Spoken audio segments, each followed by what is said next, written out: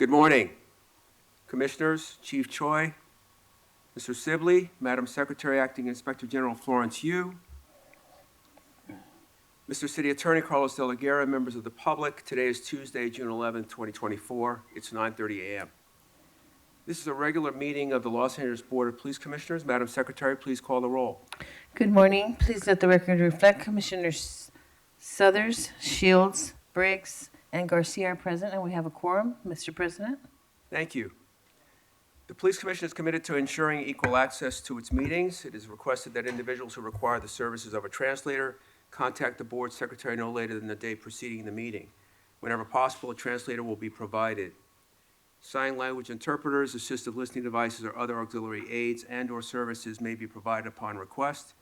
To ensure availability, you are advised to make your request at least 72 hours prior to the meeting you wish to attend.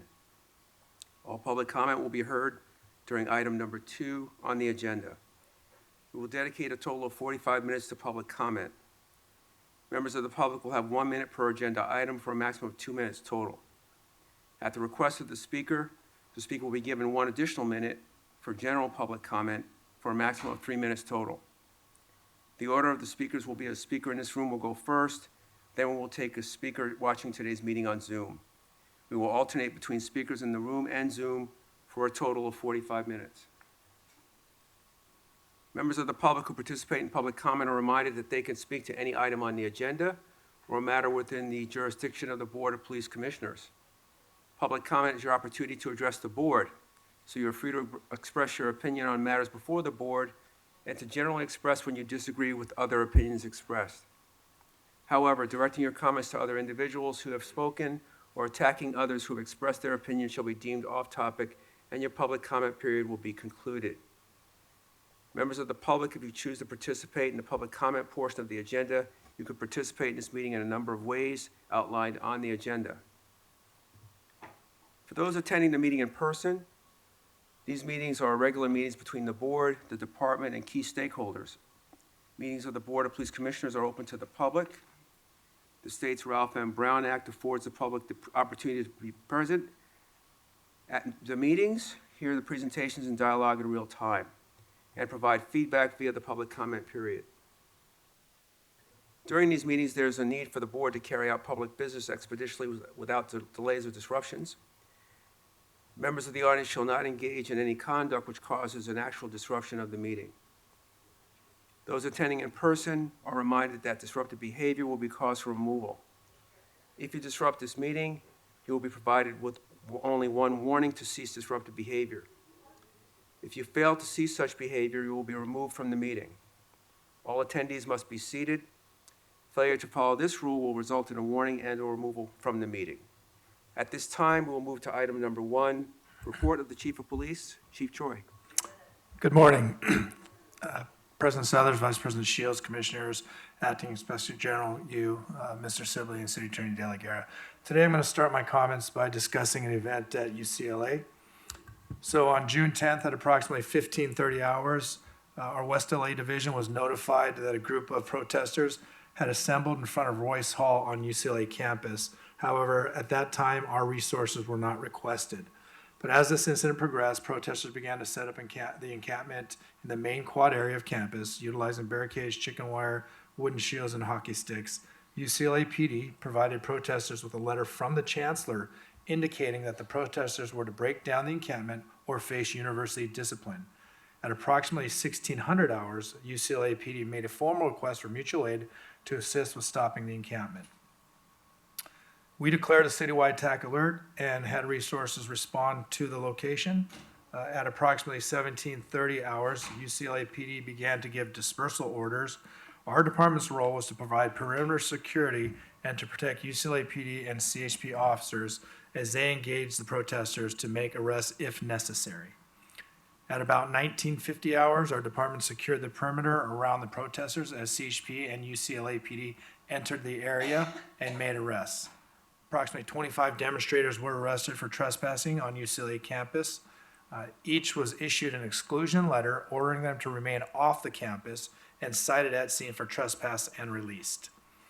Approximately 150 protesters remained outside the perimeter waiting for those that were detained and arrested to be released. There were some individual uses of force by UCLA PD and demonstrators. All arrestees were processed and released by approximately 2,300 hours. Our department had no arrests and no use of forces utilized that evening. Next, I'll go on to a multidisciplinary collision investigation that occurred in West Valley on Tuesday, June 4th at approximately 1940 hours. Valley Traffic Street Racing Task Force unit was traveling northbound on Balboa Boulevard when they observed a vehicle speeding with a loud modified exhaust southbound on Balboa Boulevard. The officer negotiated a U-turn in an effort to conduct an enforcement stop on the vehicle. As the officer attempted to catch up to the vehicle, he approached the intersection of Balboa and Burbank Boulevards, where a vehicle nearing completion of a left-hand turn or a westbound turn onto Burbank Boulevard, the officer's vehicle was unable to stop in time and collided with the right front passenger door of the turning vehicle. After the collision, the officer requested a help call, and an off-duty West Valley detective was in the area of the crash and immediately began to render aid to all the parties at scene. The officer sustained complaint of injuries and was transported to the hospital and later released. Both the driver and passenger of the second vehicle sustained significant injuries, were transported to Northridge Hospital and were listed in stable condition. Our MSIT team responded to the scene and they're investigating the incident. We also had an incident that was publicized on media on June 10th at the Auto Zone. So approximately 03:55 hours, Southeast Uniform Patrol officers responded to a radio call of 459 suspects there now at the Auto Zone located at 648 West Century Boulevard. The comments of the call indicated that approximately 50 people broke into the store and were removing property. In addition to this radio call, there were several radio calls generated in the area for a street takeover at the intersection of Century Boulevard and Hoover, near the business. Our airship was the first unit to arrive at scene and began to relay information to ground units on the suspect and vehicle descriptions, as well as the direction of travel. One of the suspects, identified as Danny Sanchez, was seen entering his vehicle with merchandise. A unit attempted to conduct a traffic stop of Sanchez, and a vehicle pursuit ensued.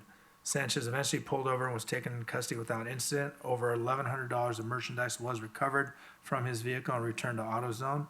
Detectives from our commercial crimes organized retail theft task force have assumed investigative responsibility for this case and will be working diligently to identify the additional suspects involved in this incident. On Sunday, June 9th, I was honored and able to attend the 54th Annual Los Angeles Pride Parade in Hollywood. The event was very well attended. We had over 165 different entries into the parade, and it was great to see so many people come together and recognize and support our LGBTQ plus community and the causes. I was able to walk in the parade with many of our LAPD officers and public safety partners, including representatives from the Sheriff's Department, the Fire Department, the U.S. Attorney's Office, and FBI. And recognizing and celebrating our differences is what makes this city a great city. And I was honored to be involved in that event. Our officer-involved shootings, we did not have any officer-involved shootings during this reporting period, but year-to-date, we're at 14 officer-involved shootings versus 9 in the same time period in 2023, so we're +5. There were a total of 5 OISs that resulted in a fatality in 2023, this time year-to-date, compared to 5 last year-to-date. Moving on to our crime. Our overall violent crime is up 2.4% or plus 304 crimes. Property crime is down 2.9% or minus 1,340 crimes. And then our overall Part 1 crime is down 1.8% or minus 1,036 crimes. Our violent crime arrests are up 1.8% and our Part 1 crime arrests are up 5.6%. Again, we still are challenged with the particular crime categories and violent crime of homicides and robberies being up. So for homicides, compared to 2023, the city has seen a year-to-date increase of 10% or plus 12 homicides. And compared to 2022, the city has seen a decrease of 17% or minus 27 homicides year-to-date. South Bureau is where we're still challenged in our homicides, and they are up 34.3% or plus 12 homicides this year compared to last year. Our gang-related homicides are down, however, 33.8% year-to-date compared to 2023, and they're down 48.2% compared to 2022. In 2024, South Bureau accounts for a majority, 20 or 46.5% of all the gang-related homicides in the city, and this is an increase compared to 2023 when South Bureau accounted for 36.9% of the gang-related homicides. Our victims shot continue to be down. So citywide, our victims shot is at negative 53 or minus 10.3% compared to 2023, and down 145 or minus 23.8% compared to 2022. Looking at our robberies, our total robberies continue to increase in the last couple of weeks. We're up 18.4% or plus 640 robberies compared to 2023. However, compared to 2022, total robberies are down 0.7% or minus 28. The areas with significant increases in robberies compared to 2023 are Rampart Division, where they're up 119 robberies or plus 55.9%. Southwest is plus 84 or plus 41%, and Wilshire area is up plus 65 or 46.4%.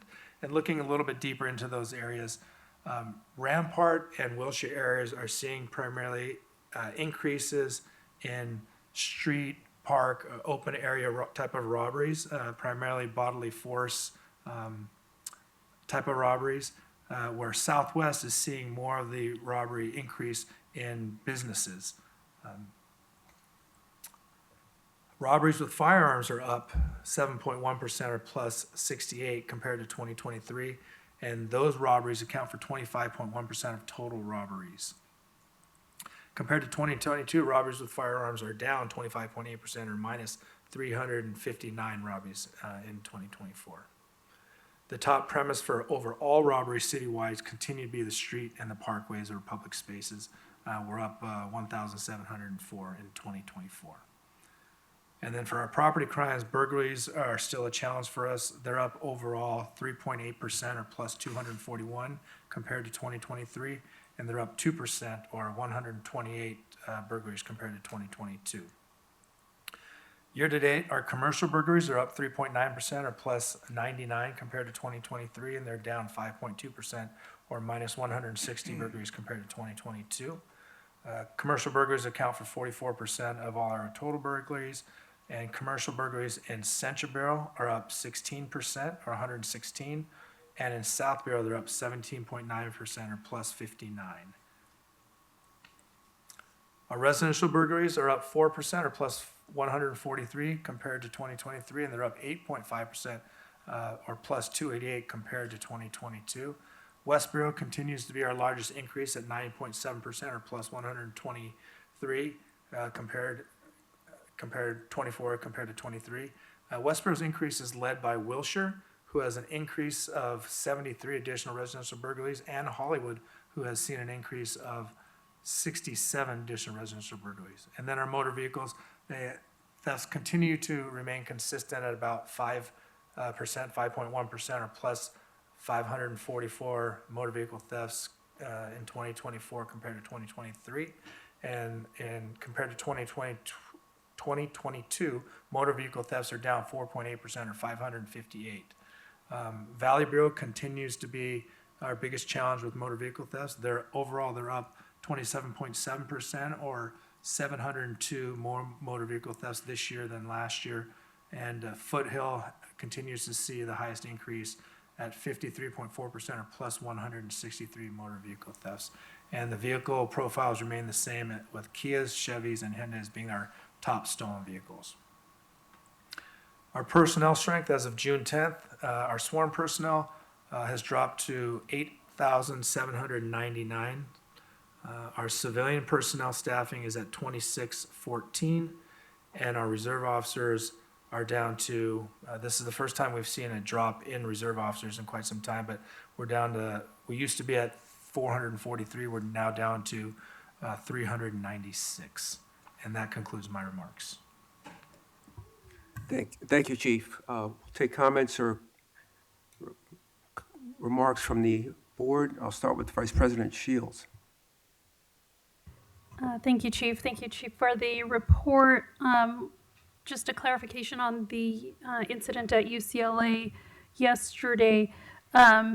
The demonstrators that were arrested, that was not done by LAPD, and LAPD was not kind of in the midst of the protesters. Is that correct? Well, we were on the inner perimeter, and essentially a security force for the officers that went in to make the arrest, physical arrest. LAPD was not involved in any physical arrests, and last night it was reported to me that LAPD was not involved in any use of force incidents. Thank you. One thing that just seeing the reports through the news or other things is a number of ordinances or motions that are made over at City Council that directly impact both the resources and operations of the Los Angeles Police Department that are not really being discussed here at the Police Commission first. I'd like that to change. In particular, the ordinance or the motion that was passed to have on the ballot a change to binding arbitration for termination of officers will be on the ballot, and that would be something that would have been nice for the commission to have at least talked about so that the city council would be aware that this is not something that I would support. I think it's a mistake to move towards binding arbitration when many cities have actually moved away from binding arbitration for purposes of increasing transparency and accountability. This can mean that an officer who commits serious misconduct that results in a termination by the police chief can then go to binding arbitration and be brought back on the force. And the number of binding arbitrations that reverse police chief decisions is quite higher than the current system that we have here. So it is concerning that things like that are being discussed over at City Council without this body even having it on the agenda. So, for moving forward, you know, whether it's the police chief, kind of informing us of what is happening, or also in conjunction with the executive director, giving us an opportunity to take formal action here, even if it is advisory in nature, I think would be beneficial moving forward. Understood, thank you. Thank you. Thank you, Vice President Shields. Commissioner Briggs. Thank you, President Suthers. Chief, I want to talk about something that was reported earlier this year. It was widely reported in local media that Chief Moore had apparently ordered an investigation against Mayor Bass. And as a result of that, my understanding is that the department undertook an investigation into on those allegations, and then also the commission, we ordered that the Inspector General conduct a parallel investigation. I understand that that investigation is now completed, and the allegations against former Chief Moore are completely false. They are defamatory. In fact, there's not a scintilla of evidence to suggest that he provided any type of order whatsoever. We have the interim director, you, with us. Can you provide us with your recommendations? Commissioner Briggs, we conducted a thorough investigation with respect to that allegation about whether or not Chief Moore directed department resources to be used to look into Mayor Bass's degree that she received from USC. And our investigation would show that we would recommend an unfounded finding for those allegations. Thank you very much. It's unfortunate that we live in a time where individuals can make completely baseless allegations against a public official and then have the media run wild with these allegations and without conducting their own investigation, which seems a bit irresponsible in my opinion. The motivations of those officers who made these false allegations are the subject and will be the subject of a continuing investigation. Thank you. That's all my comments. Thank you, Commissioner Briggs. Commissioner Calanche? Thank you. Commissioner Garcia? Thank you, Chief.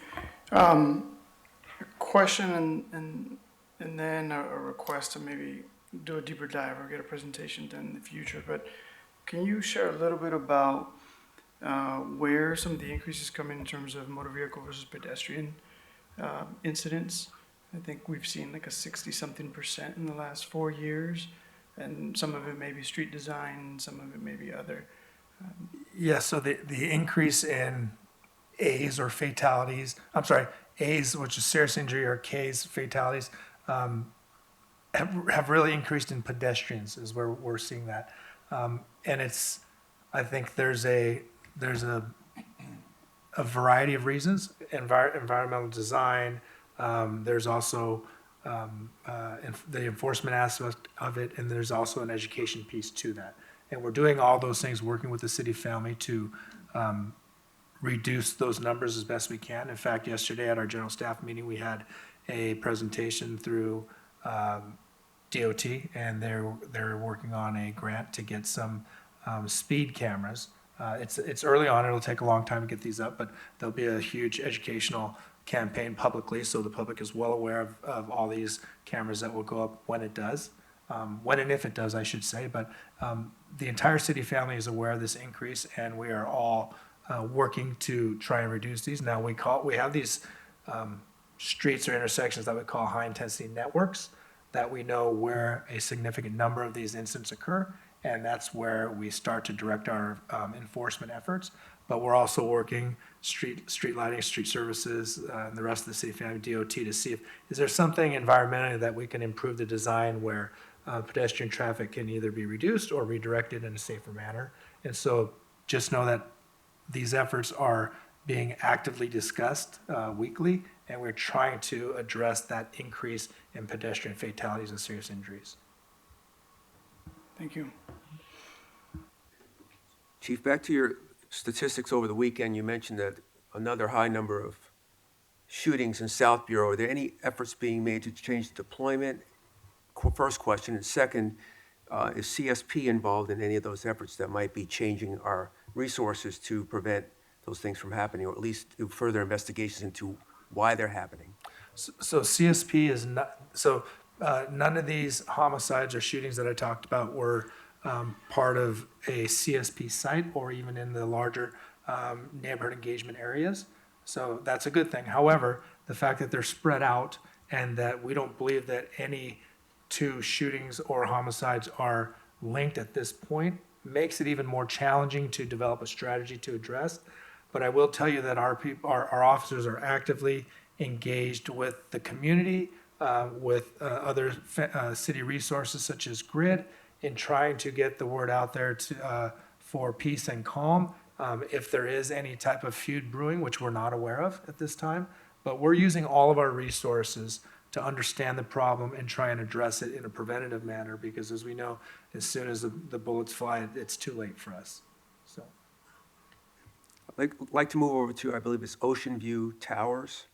I understand we're still deploying resources there to secure that property. Is there an end in sight, and how many people are being deployed now? There is. We have one supervisor and 8 officers deployed to that location. There's a mixture of on-duty resources as well as overtime resources to deploy there. But I will tell you, the city is moving forward in securing it. Now, I believe we have barbed wire fencing around the entire inside perimeter, as opposed to where it used to be just in particular places. I think I mentioned earlier that they increased the height of the fencing from the anti-climb fence from 11 feet to 14 feet.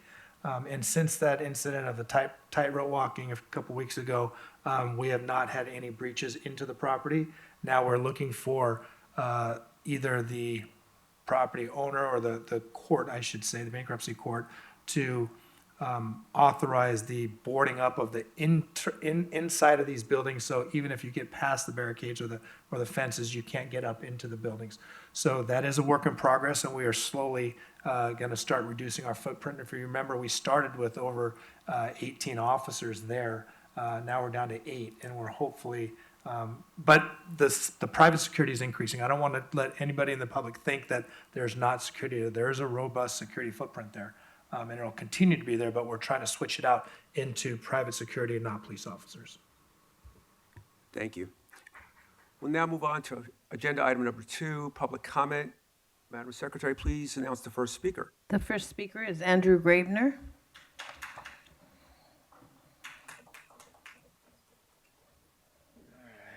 Starting off with the chief's report. The chief's report should be limited to a maximum of 3 minutes at every meeting.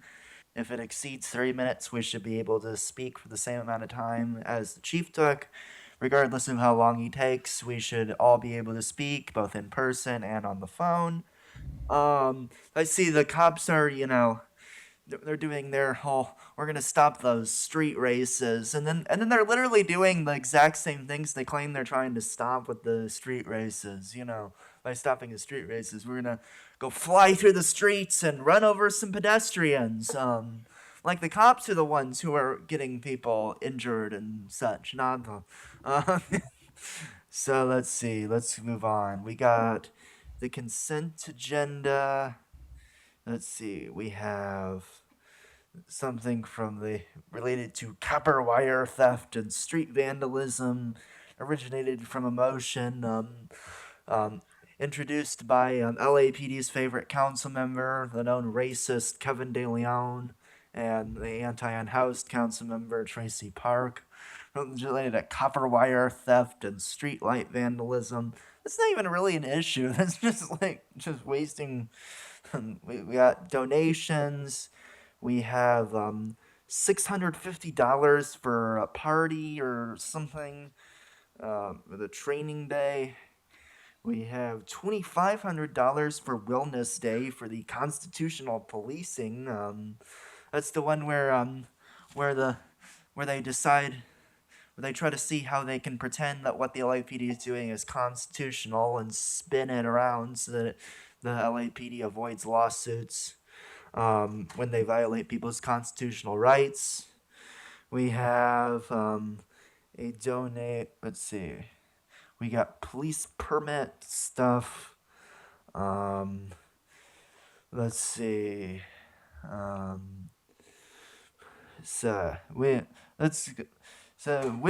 Errol, we're still waiting for an answer as to whether you're going to recuse yourself from anything related to at least USC. So you've never actually let us know whether you're going to do that or not. Because it seems like you shouldn't be involved in anything related to USC that comes up on the when it related to the encampments and such. There, really any of them. There was all kinds of violence yesterday at UCLA caused by the police. Police were violent towards protesters again, and it sounds like it mostly wasn't LAPD, but the LAPD was still involved in it. It's like every time there's one of these encampments, the police have to get all violent, even if it's just a completely peaceful encampment. Yeah. Next, we have caller ending 1264. Hello? Hi, what items would you like to speak on? All items, please. Okay, 3 minutes. Yeah, Chief Choi and the commission. Yesterday we had a problem in my on my street. We had a person who was playing loud music, disturbing the peace until 3 in the morning. And as we know, that sleep deprivation is torture. And the police went out there once, warned them.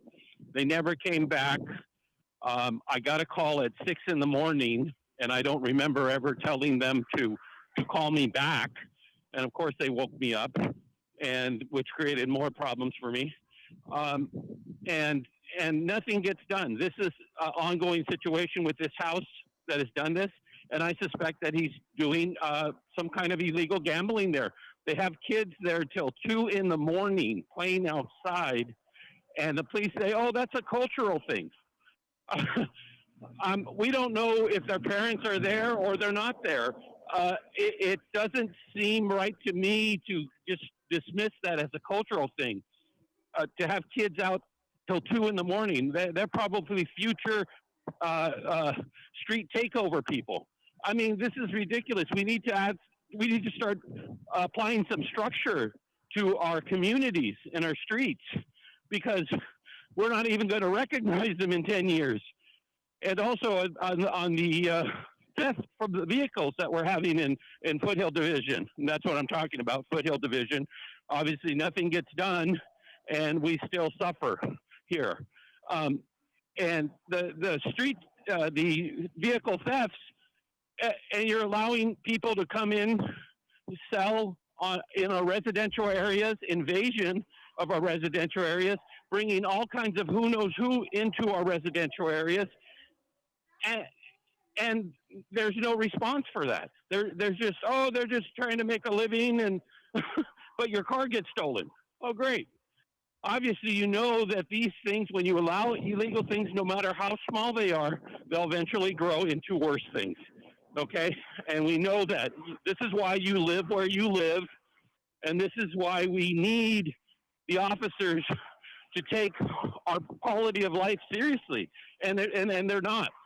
It becomes a joke, and that's why I got the response I did at 6 in the morning, waking me up after I'd been up since 3 in the morning, and they say, "Oh, is the music still going on?" It's unbelievable, and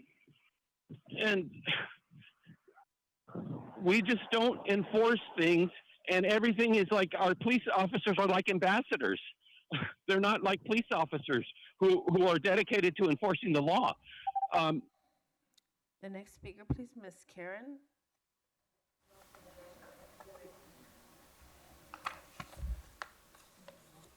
All items, good morning. So 3 days until I finish the criminal justice program at the associate level. And I have some comments regarding our recruitment effort. I have 4 criminal justice professors in the past 2 years, and 2 of them recommended Rio Hondo Police Academy, and 2 of them recommended Golden West Academy. And my criminal justice professor are all former cops, and are every single one of them are someone that I respect and I look up to so much, are my role models. And then I reach out to the LAPD recruitment line, and I said, if I stay in this hiring process, is that okay that for me to using my own money to go to the Rio Hondo or Golden West Academy, and after I complete the academy and I go back to the probation program or something. And then I asked 3 different recruiters, I called 3 different times, and every single one of them informed me that it's not okay. So whatever academy you completed outside, when you come back to LAPD, you have to do the LAPD Academy. So that is something I just feel we can improve on our recruitment effort, because every year, every single class, Rio Hondo Academy class, you see all municipal law enforcement agency representative go there. They are taking those recruits away before they even graduate. I think that shouldn't be new to every one of you. Every class, in the middle, there's a monthly recruitment effort from all over in the Golden West Academy, Rio Hondo Academy. All of their recruits are being taken away by local city, Beverly Hills, Pasadena, Alhambra, San Gabriel, you name it. But I just feel when we are 1,300 officers down, we should put more effort in those local academy, because at the end of the day, every single academy are governed by the CA post. So they are not learning anything less from the LAPD Academy. Just like you are an attorney, you are a professor, you have a master's degree, and then you get a job at Orange County, it doesn't mean you have to do your master's degree again or get your law license again in order to do an attorney in a different county, as long as you are in the state of California. Second, I want to talk about the First Amendment issue. There are some people like Mr. Herman, like Mr. Spindler, they say something I disagree with. However, I also respect it is their constitutional rights of freedom of speech that should not be eliminated. In the future, if the police officer asking me during an interview, if someone encounter me with racial slurs, with all of the profanity, how do I deal with that? I will say, thank you, sir. You have a nice day. That I will deal with that with professionalism. Next, we have Philip Tabby. Good morning. All items, please. Okay, 3 minutes. June is dedicated to the Sacred Heart of Jesus. Family, faith, and God should be celebrated. Pride is a sin. Go ahead and fact check me. Commissioner Shields, last week you made an apology for those who gave public comment saying there were homophobic things said. I don't know if you were referring to my comments or another who said similar things. I do feel that you may have broken the Brown Act rules by making that reply. There are absolutely no homophobic comments coming from my end. I never have and never will have any negative feelings about the gay and lesbian community. My comments are focused around pride and the gross display of sexuality for our children to see, and this department keeps supporting. I have even seen LAPD escort naked people on bicycles because you want to be so inclusive. Disgusting. But not surprising, since this department allows Captain Loose Hands Lozano to get away with touching a woman's thigh. The captain that was on tape calling a citizen a fucking idiot and then lying and talking about someone else's pending complaint. He got a paper penalty and now has the highest vehicle theft in the city. But you gave him the Excellence in Leadership Award. You reward bad loyalty versus performance and truth tellers. And there's Alfred Airbrada, who placed an AirTag, an electronic device, on a female P2's personal vehicle. And that's a fact. Labrada has a restraining order against him from this same officer. Isn't it true if someone has a restraining order, they cannot carry a gun? It would not surprise me, though, if Labrada was vindicated by this department and reinstated as assistant chief. Now, I will say I was a bit shocked when I heard from individuals that attended a recent Jewish Community Chief of Police selection forum that was held. Shields and Southers, you both were there. I also found out Alan Hamilton was in attendance. I'm not sure if he was invited or self-deployed, but his presence there was highly inappropriate. And what's more troubling is that you gave him the floor to speak. I would like to make a critique and say if one candidate is going to be invited or attend these chief selection community forums, all the candidates should be invited. Several individuals felt uncomfortable and was not able to say what they wanted with Hamilton present. And you cannot say that he's the hate crime coordinator. That meeting was not about that topic. Hamilton should have used better judgment once again. This shows his underhanded tactics, and he will embarrass this commission if he becomes chief of police. Chief Choi, I feel you need to start doing the right thing and not what is perceived popular. You are supposed to be a chief and not a manager. Some good news, the Ninth Circuit Court. The next speaker, please, Mr. Herman.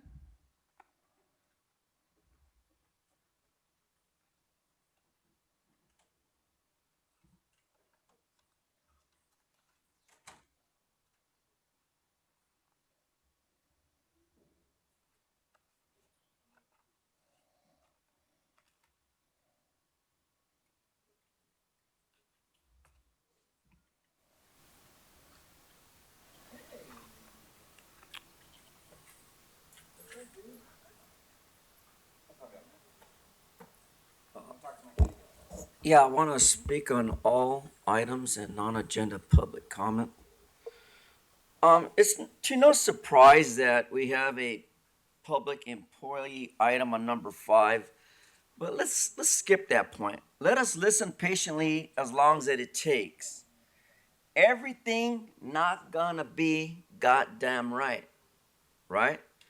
That is why in the book of Romans, I'll read into the record, that is why God gave them up to disgraceful sexual appetites, for both their females changed the natural use of themselves into the one contrary to nature, and likewise, even the males left the natural use of the female and became violently inflamed in their lust towards one another, males with males, working what is obscene and receiving in themselves the full recompense which was Sir, due for sir, their this is error. off topic. Get on topic with the Yeah, agenda I'm or an talking item about before the board. public employees of number 5, nigga. What's up?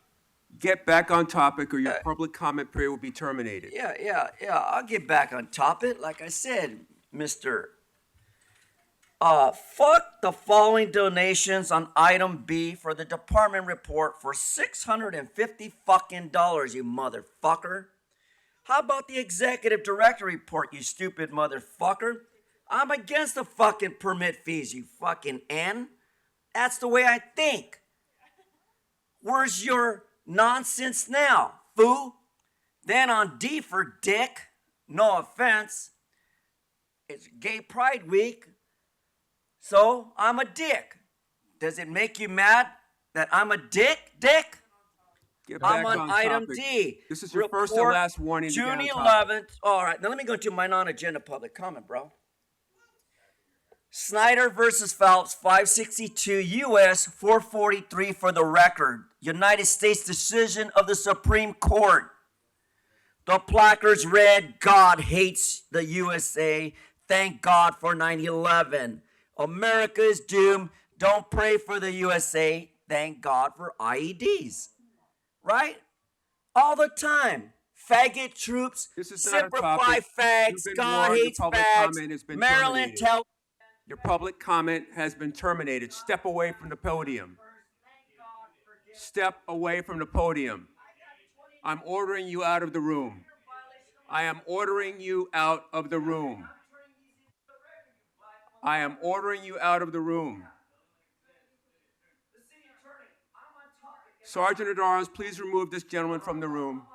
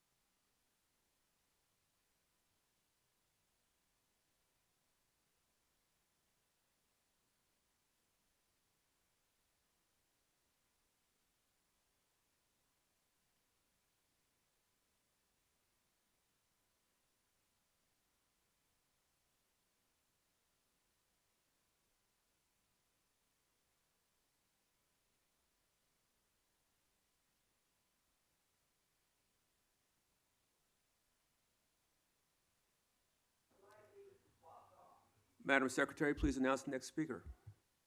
Next, we have Betty Lay.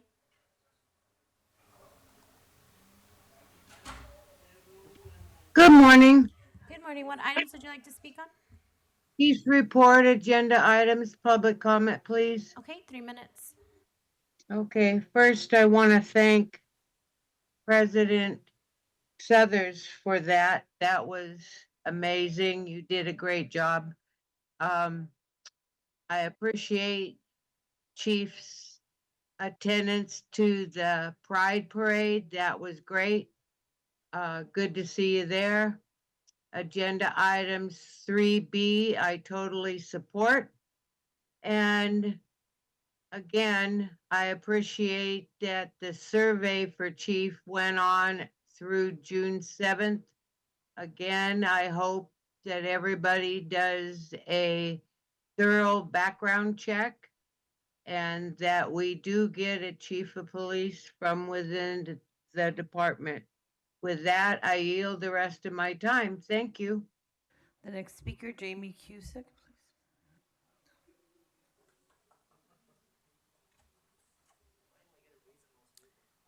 Would you all please look at Andrew when he's talking? He's here every week. He's making extremely cogent points. Actually, while I'm talking too, you can get off your fucking computers. Last week, the agenda stated that you would be conducting a so-called public employee performance evaluation. First of all, let me just remark on the absurdity of that fact that you held that in closed session, safely out of the earshot of any of the citizens whose voices you claim to represent. Once a fucking again, let all of us who want to speak after every agenda item instead of this bullshit charade where we have to give comment on the entire agenda before the actual meeting even really begins. Secondly, I'd like to comment on the enraging, revolting language you're using with this phrase, public employee performance. That is a pretty fucking anodyne way to describe the murder that was committed by killer cop Diego Bracamontes on July 20th of last year. Billy Stribling, a 56-year-old black man who suffered from poor mental health, was shot and killed outside his home in the Ford Hotel in Skid Row.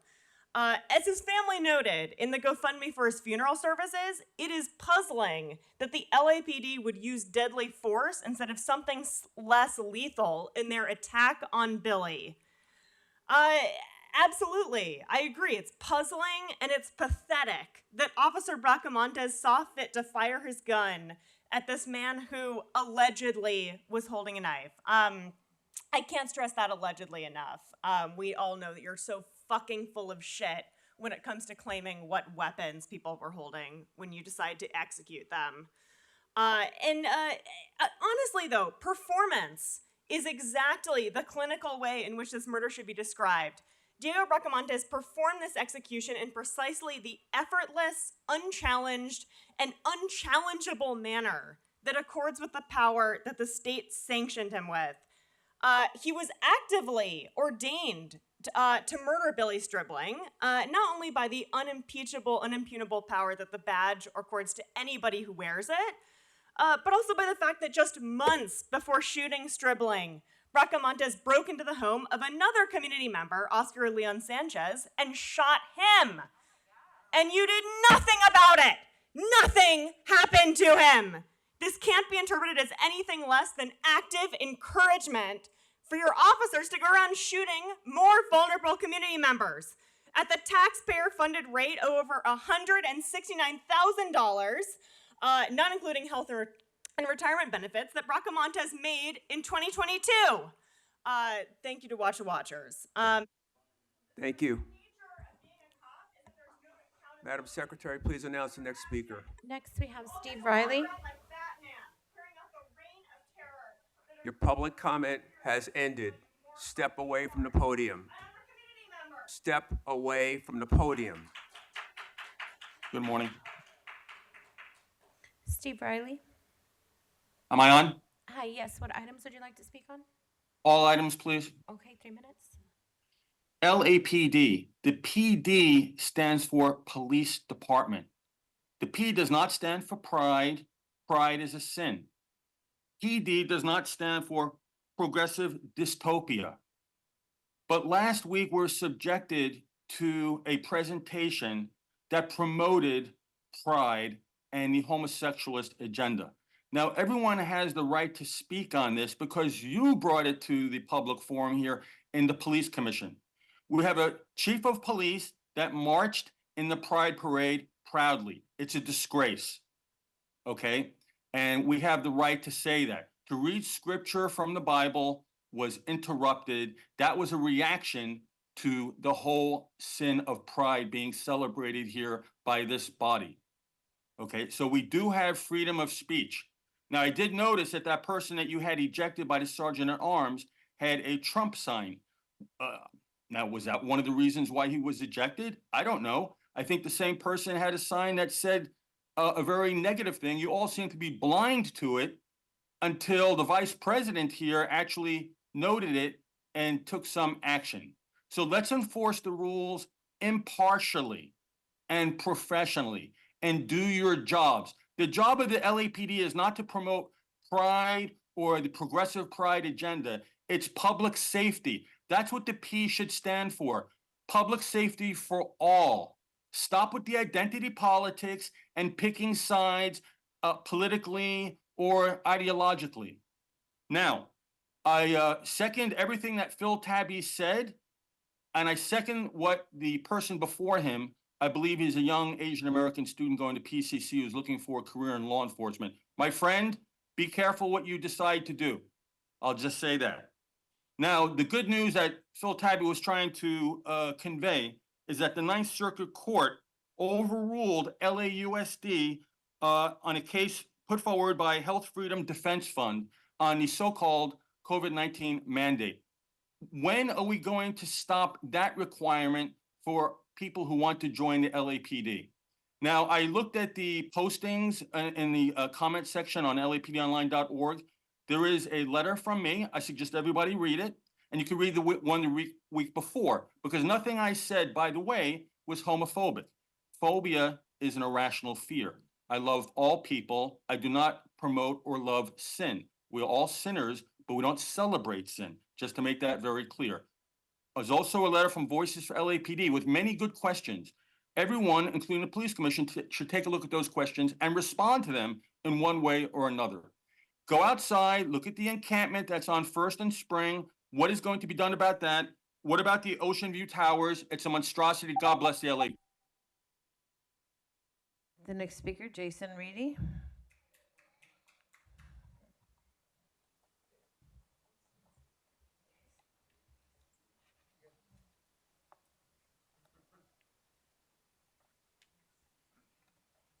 On Saturday, weren't you? All right, so we saw the violence on display last night by UCPD, from snatching protesters to firing less lethals indiscriminately into crowds, to placing members of the press under arrest, to arresting protesters for citations, to shining lights at faces and cameras of protesters and press. And there will be a push in this room to distance the LAPD from UCPD and their actions, but they are taking directly from your playbook. LAPD comes in to act as big brother during these kinds of operations, even stepping in when it looks like the tide is changing on the ground. It's your tactics that they use for quote-unquote crowd control. It's your tactics that they use to inflict violence on students. It's your tactics that they use to attack the press. And y'all come in to provide the surveillance via Stingray, DRT, and helicopters. LAPD is UCPD, just like UCPD is LAPD. This is y'all's family, and those are your own words that come out of your mouths anytime another pig from another department gets murked. Now, speaking of family, let's get back to the surveillance of mine. I learned that pig Denise Sanchez, who got caught tailing my partner, is no longer a P3 working out of the Professional Standards Bureau. She is now a Detective 2 working out of West LA. Somehow she jumped up 2 ranks in the span of 18 months, which is rare. Very rare, in fact. Correct? Now, just so we're straight on the facts on this, an LAPD detective in an unmarked vehicle got caught tailing my partner by rear-ending her, the same pig who was under the supervision of Deputy Chief Alan Hamilton, someone who has personally followed protesters after protests back in 2020, someone who has an unbridled hatred for my organization, People City Council, and who has targeted our organizers' actions in the past. Now, moving past that, if the LAPD stands with the LGBTQ community, why did this commission hold a commission meeting at Bishop Almany, right? Who state that gay people are called to chastity, who have clearly stated in their student handbook that they only support boy-girl relationships at their school, and that dancing at their events can only be between boys and girls. If y'all really support and stand with the LGBTQ plus community, why did you hold your community commission meeting there? And I've asked for who made that decision. Was that you, Errol?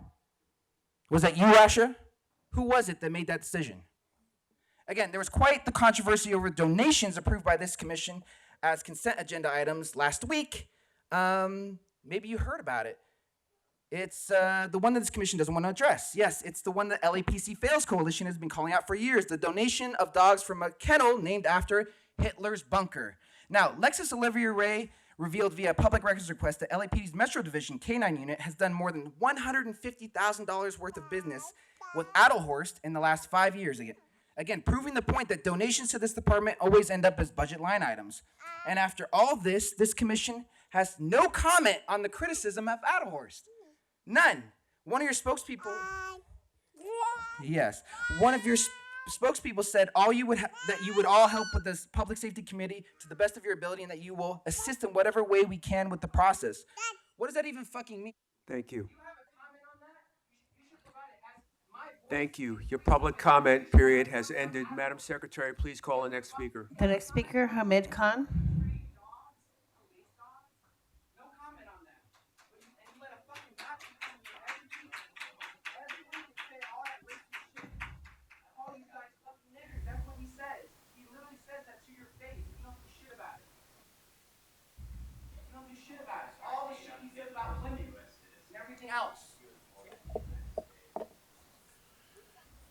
Last Monday, a bunch of community members had a protest outside City Hall Monday evening, and they used a tent as a sign of protest, like we would use a banner or a sign or a placard or anything else. The protest was for calling on the city to sever its ties with the apartheid Zionist state of Israel, and to call upon Kenneth Mejia, the controller, to release publicly all the financial ties that the city of Los Angeles has with the Zionist apartheid state of Israel. Well, it didn't take about 20 minutes that LAPD stormtroopers came down on people. And they kept on barking, 4118, 4118, and we're like, what are you fucking talking about? This is a protest. What does it have to do with 4118? We have tents here. Well, tents is a sign of banishment. The tent is a sign of murder. The tent is a sign of poverty. The tent is a sign, and we wanted to do that because the protest was from Skid Row to Gaza, that how 6 unhoused people are dying every day in the city of Los Angeles. And the tent signifies the complete banishment and displacement. And then they went back, and it didn't take another couple of hours, just by Judge Aiso Street, where over 250 cops assembled, and then within an hour or so they came and violently tore down and took people's things, took their tents away, took their belongings away, and people are standing there just, protesting against what's going on with the mass genocide that's going on in Israel. So this is the kind of shit that when we talk about the budget, it goes into these massive overtime and everything else that is going on. Second thing I want to speak about is the SAR audit that was released. And Rasha Shields, you're a former federal prosecutor as well, and a lawyer and a partner in a big law firm. So observed behavior reasonably indicative of pre-operational planning of criminal or terrorist activity. What kind of goddamn definition is that? That I'm looking at somebody, so now you've legitimized speculative policing. But again, we see that what a waste of resource that is. Because we saw again that 75% of the people who were listed by race as mentioned are non-white. So it's a license to racially profile, the same pattern that continues on since 2008. Yes, the big thing was the SARs have gone down from 2,600 a year to 22 a year. It's a waste of goddamn time. People are being racially profiled. Most of these reports overwhelmingly are coming from the West Bureau and the Valley Bureau with majority white communities and white neighborhoods. But nobody wants to do anything because this is free money that is coming from the city. But however, people's lives are being going in there. And the second thing was that 55% of these SARs were still unfounded. That after 16... Thank you. Madam Secretary, please call the next speaker. Thank you. The next speaker, Megan.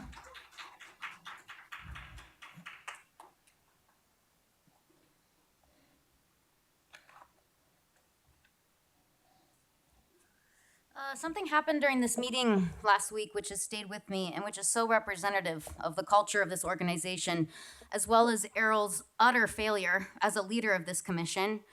For context, about a month ago during public comment, someone brought up 2 facts about Errol, which are brought up often because they're instructive as to his character.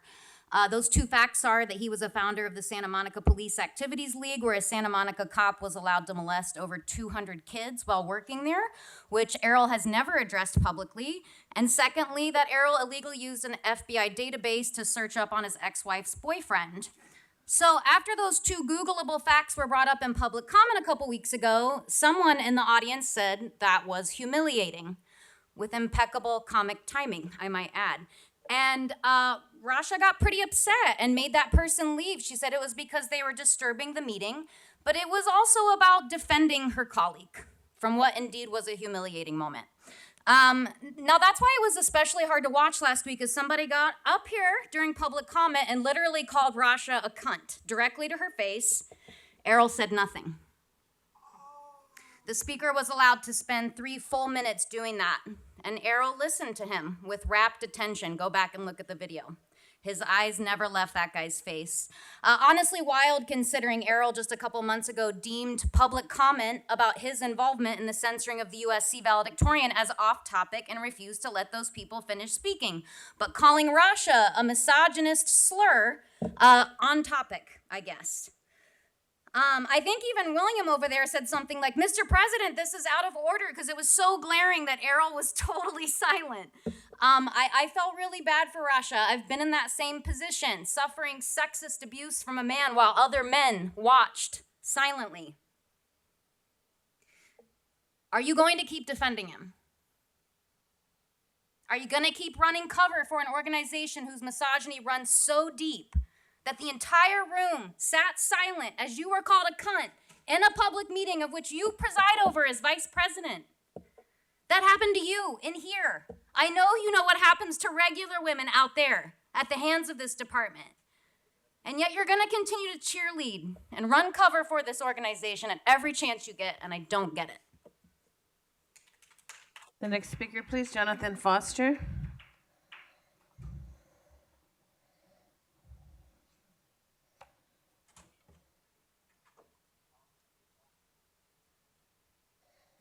Well, anyways, the Mexican president is Jewish. Is she building a 37-foot wall? And the gun buyback problem, where everybody's supposed to buy or have a gun. So I don't agree with your gun buyback problem. The OIS today, Arola, I hope I said it correctly, he should have been immediately shot. Is that blood? They waited. They hit him with non-lethal. This is blood on the street, and he's over the. They should have just shot him. And this is different than when they shot the guy when the elevator door opens, but they shot that guy right away. They said it was a reasonable officer. Boy, I tell you. So that's a hard one. And this goes along with the on the 405 freeway, where there's a person in some SUV that they chased around town for so long, and then they made it on the free, and then they hit this person in the vehicle. That's what the police department is supposed to prevent. And they could have wasted 3 squad cars, and then that person wouldn't have been hit on the 405 freeway like that. What an embarrassment. That's why I call myself the chief of police still. As a lawyer that makes $1 million income, okay, to berate Herman with your criticize violates the First Amendment and the heckler's veto. The intent to protect the compromised individual. It says a lot about your little ego.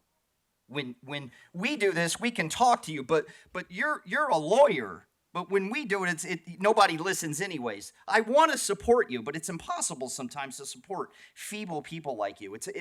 It's not about you apologizing for everyone. It's about you attacking somebody when you're who you are. On the chief, you need to call Bratton and ask him who does he suggest. Or you got to ask him, does he want to be the chief of police again? You got to ask Bratton on that one. So let me play this with not enough time. Let's play this one. 1963 is not an end, but a beginning. Those who hope that the Negro needed to blow off steam and will now be content will have a rude awakening. So we know what that says. The reparations could have already been paid, but they're going to illegal aliens. This is wrong. I don't have enough time. The next speaker, the Red Chief Hunt.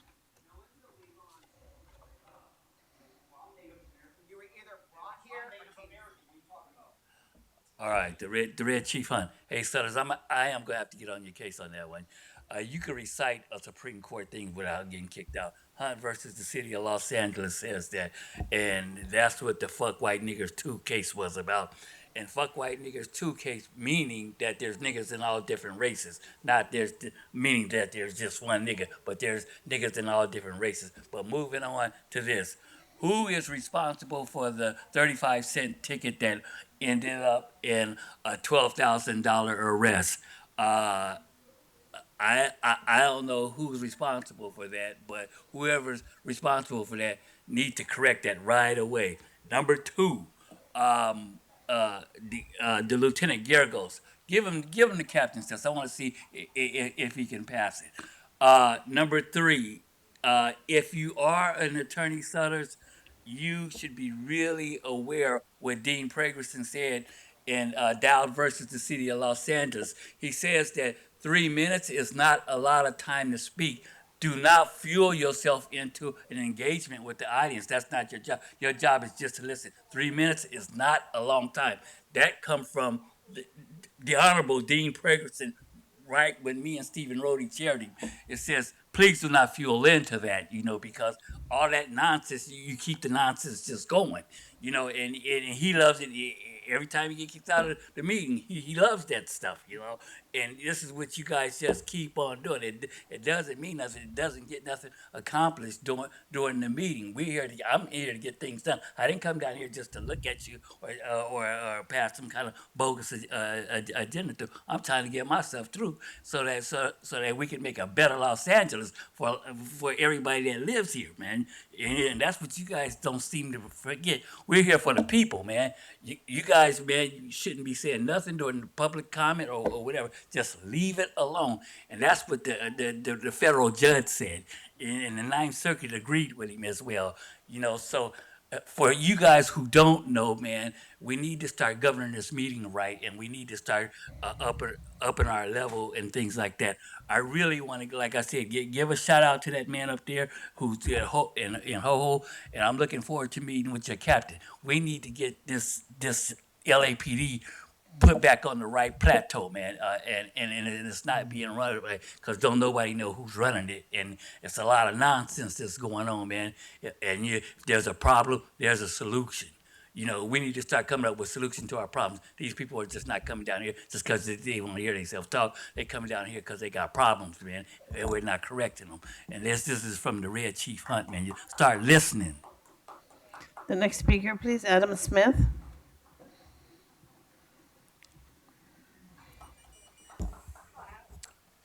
Good morning. Vice President Shields shared her disappointment that amendments to the city charter that would change the disciplinary process for cops wasn't first discussed at Police Commission. Speaking of things that aren't discussed at Police Commission, I'm thinking about the millions of dollars in donations that come through this commission's consent agenda item every week via the incredibly opaque LA Police Foundation. Today, like Jason, I'm thinking specifically about a donation recently passed on consent through this commission for 2 police dogs that, like all police dog donations over the last 5 years or so, come from a Hitler-themed puppy mill named Adlerhorst International. While these donations generally pass without appeal or discussion in both Public Safety Committee as well as at full council, last week at City Council, Councilmember Bob Blumenfield brought up that it was strange that the LAPD is getting dogs from a Hitler-themed puppy mill that seems to glorify Hitler and Nazism. So I guess I'm asking you, Rasha Shields, if you have this concern about things not being discussed at Police Commission, why do you all continue to approve Police Foundation donations via consent agenda with no discussion? Do you have a particular worry about charter amendments that doesn't extend to worrying about LAPD valorizing genocidal political ideologies that killed 6 million Jews and others? Speaking of genocidal political ideologies baked into the institution of the LAPD, as the U.S. funded and facilitated genocide of Palestinians continues by Israel, do you have any of that concern you have for charter amendments in LAPD's continued partnership with Israel's army, their police, and broadly their investments and continued partnerships in the genocidal, settler colonial political ideology of Zionism as this genocide continues? I actually think your concern about the charter is bullshit. You want the facade of relevance and importance in your role as police commission when we know that you are just here to ultimately rubber stamp what the LAPPL and the LAPD want. I'm sorry that the charter decision being made without your discussion is damaging to your ego, but I'd be more concerned about what damage your role on this commission is doing to your soul. And the final speaker, please, Donald Harlan.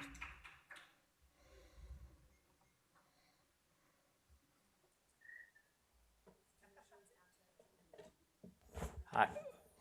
Hi, I'm Donald Harlan. I noticed several problems going on around the city. First, I'd like to look at the fees. It seems that there's some biker family members or some biker gangs or some biker groups that have a separate fee for different things here that needs to be increased drastically. I don't approve of any family member biker gangs operating in my city. You shouldn't be trying to figure out how to house your family in my city as if you're in a gang like that. There's problems with writing off uncollectible receivable accounts. Yeah, there's certain people that are real hazards. Like $1 million a month wasted in bad calls from people calling too much or causing trouble. And I know that there's, like $10 million every year like that. I'm real aware of that.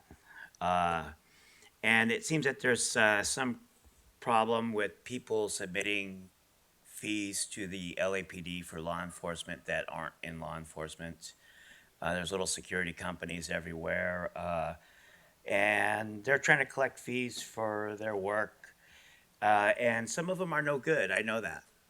And some of them can never collect their fees. You end up with a lot of uncollectible fees, people that were using it to commit crimes around the city.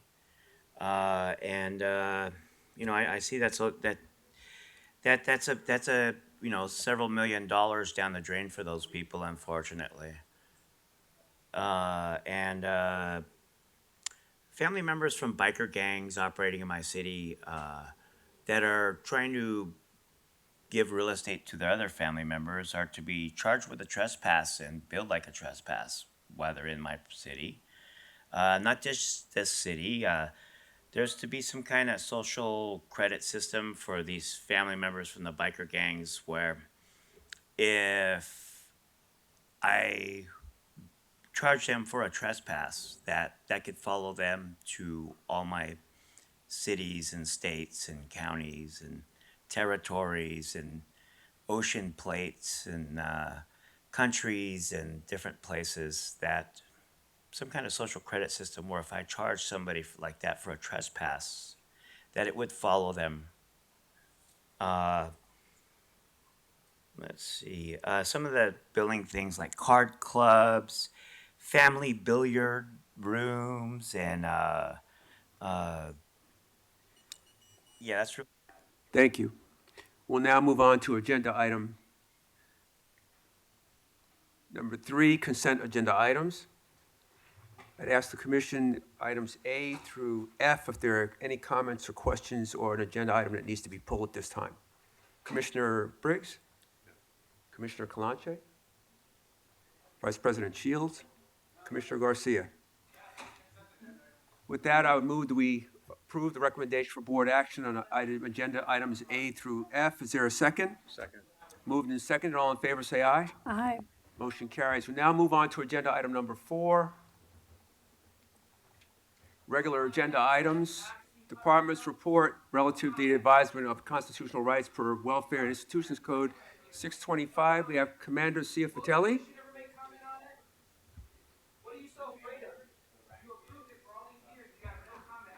Sir, you're disrupting the meeting. Please stop disrupting the meeting. I'm asking you to stop disrupting the meeting. That's your first and final warning. Sir, I'm ordering you out of the room. I am ordering you out of the room.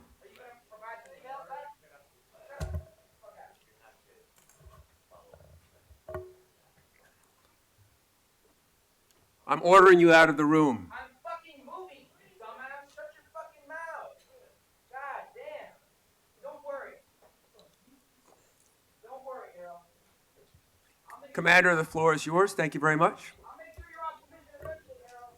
Good morning, President Southers, Vice President Shields, Commissioners, Chief, Mr. Sibley, Ms. Yu, Mr. De La Guerra.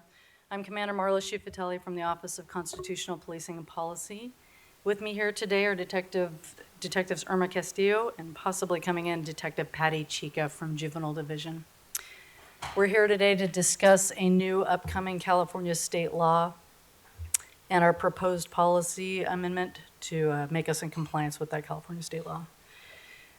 Since 2017, the California legislature has passed several laws which have expanded the rights of juvenile in custody arrestees as it pertains to their Miranda rights and interrogation. In 2017, SB 395 was passed, which enacted a requirement for juveniles 15 and under for Miranda admonishment to be given to them, and an additional requirement that they be advised that they need to seek counsel before a waiver is sought or an interrogation is conducted. There was an exception if an officer believed that immediate questioning was needed due to an imminent threat to life or property.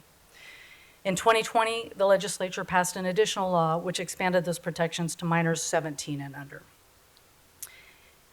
On September 13th, 2022, California Assembly Bill 2644 was enacted, which is what we're here to discuss today. It again broadened the rights of juvenile arrestees as it pertains to interrogation and their Miranda rights. It will basically broaden their rights under 625 of the Welfare and Institutions Code. AB 2644 specifically prohibits law enforcement officers from employing threats, physical harm, deception, or psychologically manipulative interrogation tactics as specified in law during interrogations with juveniles 17 years of age or younger. We're here today to present the special order and manual revision that would reflect these changes in policy, and this law goes into effect on July 1st, so we ask that you adopt our policy changes today. Manual Section Volume 4, Section 202.30 will be renamed from Advisement of Constitutional Rights per Welfare and Institutions Code 625 to Interrogation of Juveniles. It will preclude the prohibition against the use of threats, physical harm, deception, or psychologically manipulative interrogation tactics during custodial interrogations of juveniles 17 and under.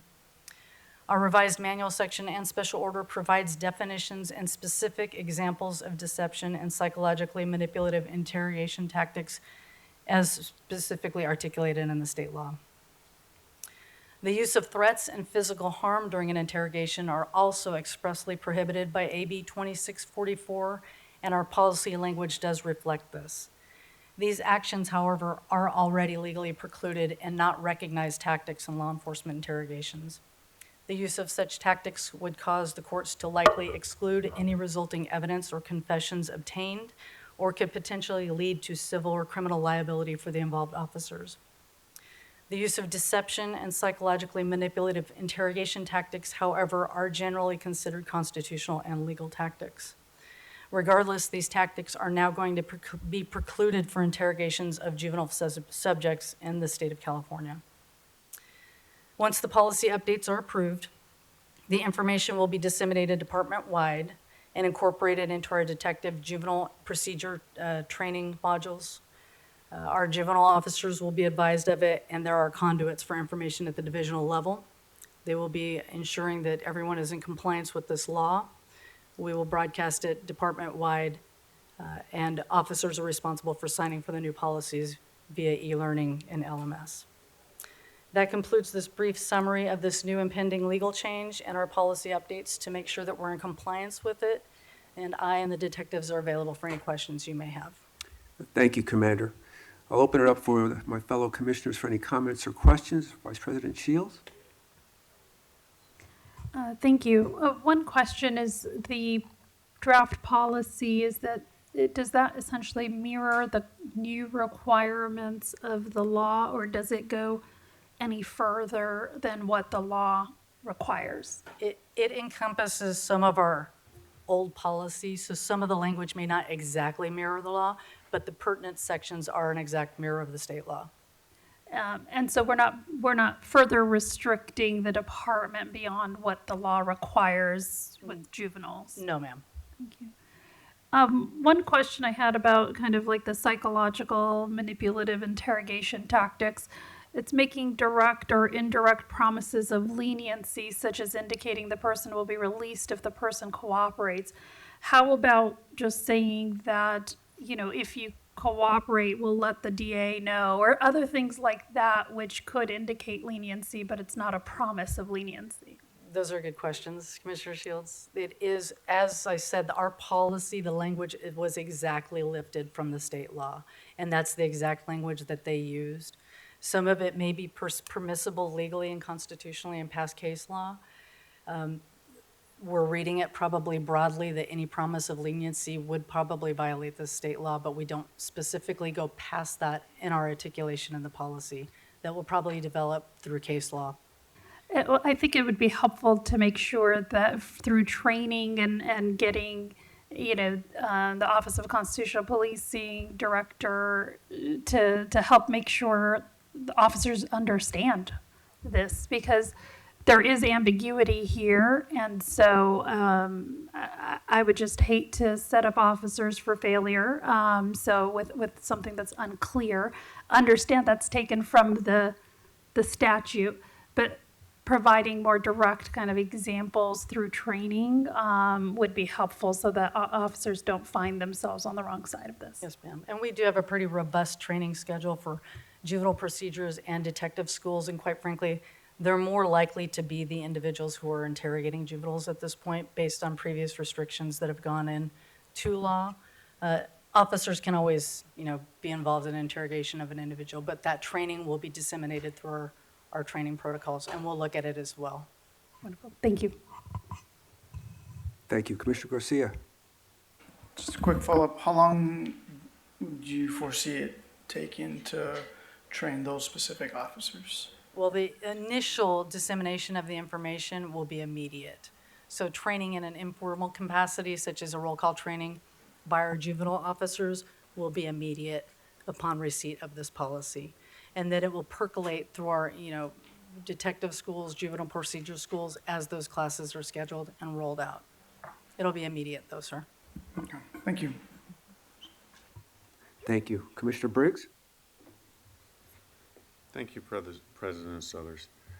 When it comes to authority on criminal law, I'll defer to Commissioner Shields, but it seems to me that the U.S. Supreme Court ruled that police departments could use deception in interrogation.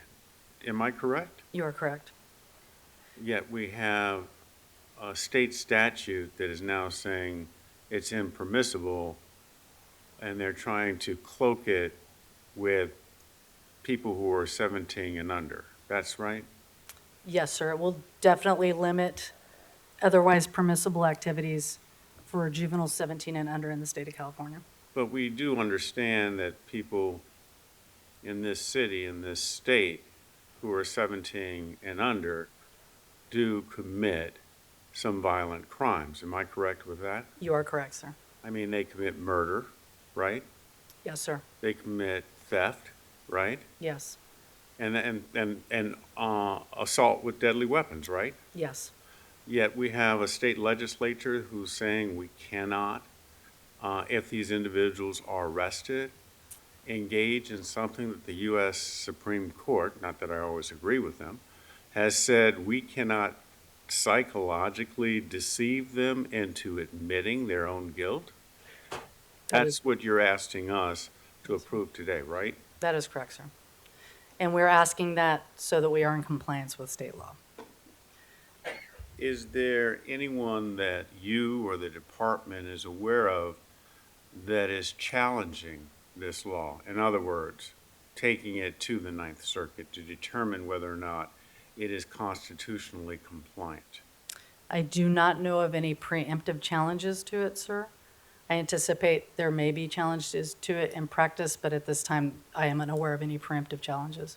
Are you aware of whether or not the state's Attorney General has rendered an opinion with respect to this, the constitutionality of this law? I am unaware, sir. Thank you. Thank you, Commissioner Briggs. Commissioner Kalante? Thank you. Couple of questions. For my own awareness and understanding, when juveniles are arrested by the juvenile officers, what when they're arrested and transported or picked up and transported to a division, what they are told, would this cover what they are told or asked in transport before they're booked? No, ma'am, the new law mostly restricts tactics that can be employed during an interrogation. Several of the other laws that have been passed in 2017 do impact what we are actually telling the juvenile, such as we have to admonish them of their Miranda rights, and we have to advise them that they need to seek counsel before we then seek a waiver. And this is before they're booked, when they're potentially put into custody and taken and they're transported to a division. Are they advised then, or are they advised when they get into the? It's a custodial interrogation. So juveniles are generally in custody 6 hours prior to booking, or can be in a jail or a station facility for 6 hours. And the admonishment in Miranda, the seeking of waiver, the seeking of an interrogation can happen during the course of any of that time period that they're in custody. It's not something that we need to read to them upon taking them into custody immediately or upon transport to the station, but sometime during the course of that event and prior to a custodial interrogation, that's when those rights apply. Okay, so an officer that's transporting a juvenile could have conversations with them, and I'm assuming that whatever conversations they have, that could be used as part of the investigation. Well, if it's a spontaneous statement and an officer is not using the informal conversation as really a cloaked interrogation, that would likely be admissible in court. However, if the officer is trying to do a runaround from Miranda and trying to do an interrogation by these questions, it's very possible those statements would not be admissible. And that would be generally up to the. And it would have to be contested at some point, because most of the juveniles that end up in this situation are very poor, Black and brown, and don't have access to attorneys or don't know the law, right? So most of the time, they're going to be subjected to whatever situation without even knowing that they have rights or a right to maintain silent, right? Remain silent. So I'm just wondering how this law applies to that instance where a juvenile might be transported and might have.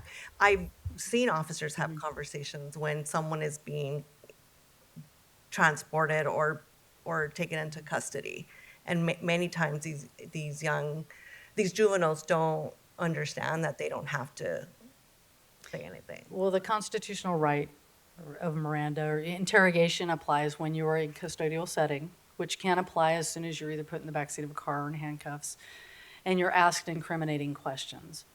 So it would really be a case-by-case basis. Generally, our officers know when somebody's in custody and whether they're asking an incriminating question. Any criminal defendant, even a juvenile defendant, regardless of income level, would be afforded counsel with the public defender's office or otherwise. And if a statement was elicited during transport or something in violation of their Miranda rights, I anticipate their counsel would get it excluded from court. I understand that. I'm just wondering, like, the psychological kind of type of questioning where they might be told or led to divulge certain information. So it's okay. I'm just trying to understand, like, where this policy would come into play. And it seems like it would come into play when they're in custody and being directly interrogated for whatever they're being charged with or arrested for. That's correct. Okay. The other thing, when it comes to the implementation, to follow up on what's been previously asked, is there any obligation to inform the public about the new policy? I believe that's what this is for, ma'am. I believe just the here. policy is. No, I mean, besides here at the police commission, there's no other No, ma'am, not that I've seen in the policy or the state law. state law, I mean, the state law. Okay. That's it, thank you. Thank you, Commissioner Calantray. So to follow up on Commissioner Calantray's comments, so any spontaneous statements or utterances that are being made by the individual without any questioning or prompting by the officer then could be in a report and be admissible, correct? Absolutely. Is the officer under any obligation, if those statements or utterances are being made, to inform the person that they shouldn't be speaking? No, sir, not under current case law, not under this policy. Spontaneous statements are still admissible. Okay, thank you. Commissioner Suthers, before we move or adopt this, I do have another question. Yes, sir. If LAPD rejects the recommendation to adopt this policy, what happens? I anticipate, that's a good question, legally speaking. We're still beholden to state law. And I would still venture to say that the department would advise officers and detectives of current state law, even if it's not produced in policy or replicated in policy. Whether that law will be determined to be in conflict with federal law and what our standards are. I mean, traditionally, the state can give more rights than the federal government, or what is more rights can be given, not taken away. So I anticipate it would probably be found to be constitutional, and that we probably should. And if I could just add, Yeah. this would jeopardize cases, juvenile cases, if we didn't follow the state law. And as a chief, I would really encourage this board. I think our officers that are well-trained, that can go out there and follow this law, first of all, can still get the information they need for a fair and valid conviction. But secondly, an interrogation is not the only tool that our detectives and officers have to conduct investigations. And so because of state law, we have to follow it. But secondly, this is not going to prevent us from solving cases, if you will. If we don't follow these rules, then we will jeopardize the prosecution of these cases. Thank you for that, Chief. Any additional comments or questions from the board? Having heard that, I move that we adopt the recommendation for board action on this report. Is there a second? Second. It's moved and seconded. All in favor, say aye. Aye. Motion carries. Thank you very much, Commander. We'll now move on to agenda item number 4B, Department's report relative to firearm buyback and sales. I have Deputy Chief Hamilton, Deputy Chief Reyna,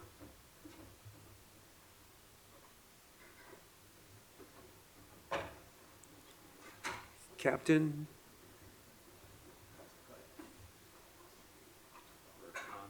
Chief, whichever of you, just introduce everyone else. Good morning, Commissioners, Chief Choi, Acting Inspector General Monsieur, Mr. Sibley, Mr. Delgara. I'd like to introduce Deputy Chief Alan Hamilton, Commanding Officer, our Detective Bureau, Captain Ahmad Zarakani, Commanding Officer of Gang and Narcotics Division, and Police Administrator 1 Betty Collins, Commanding Officer of Evidence and Property Management Division. We're here today to discuss our gun buyback program as well as gun sales and the retention and destruction of firearms. At this time, I'll turn it over to Deputy Chief Hamilton. Good morning, Board.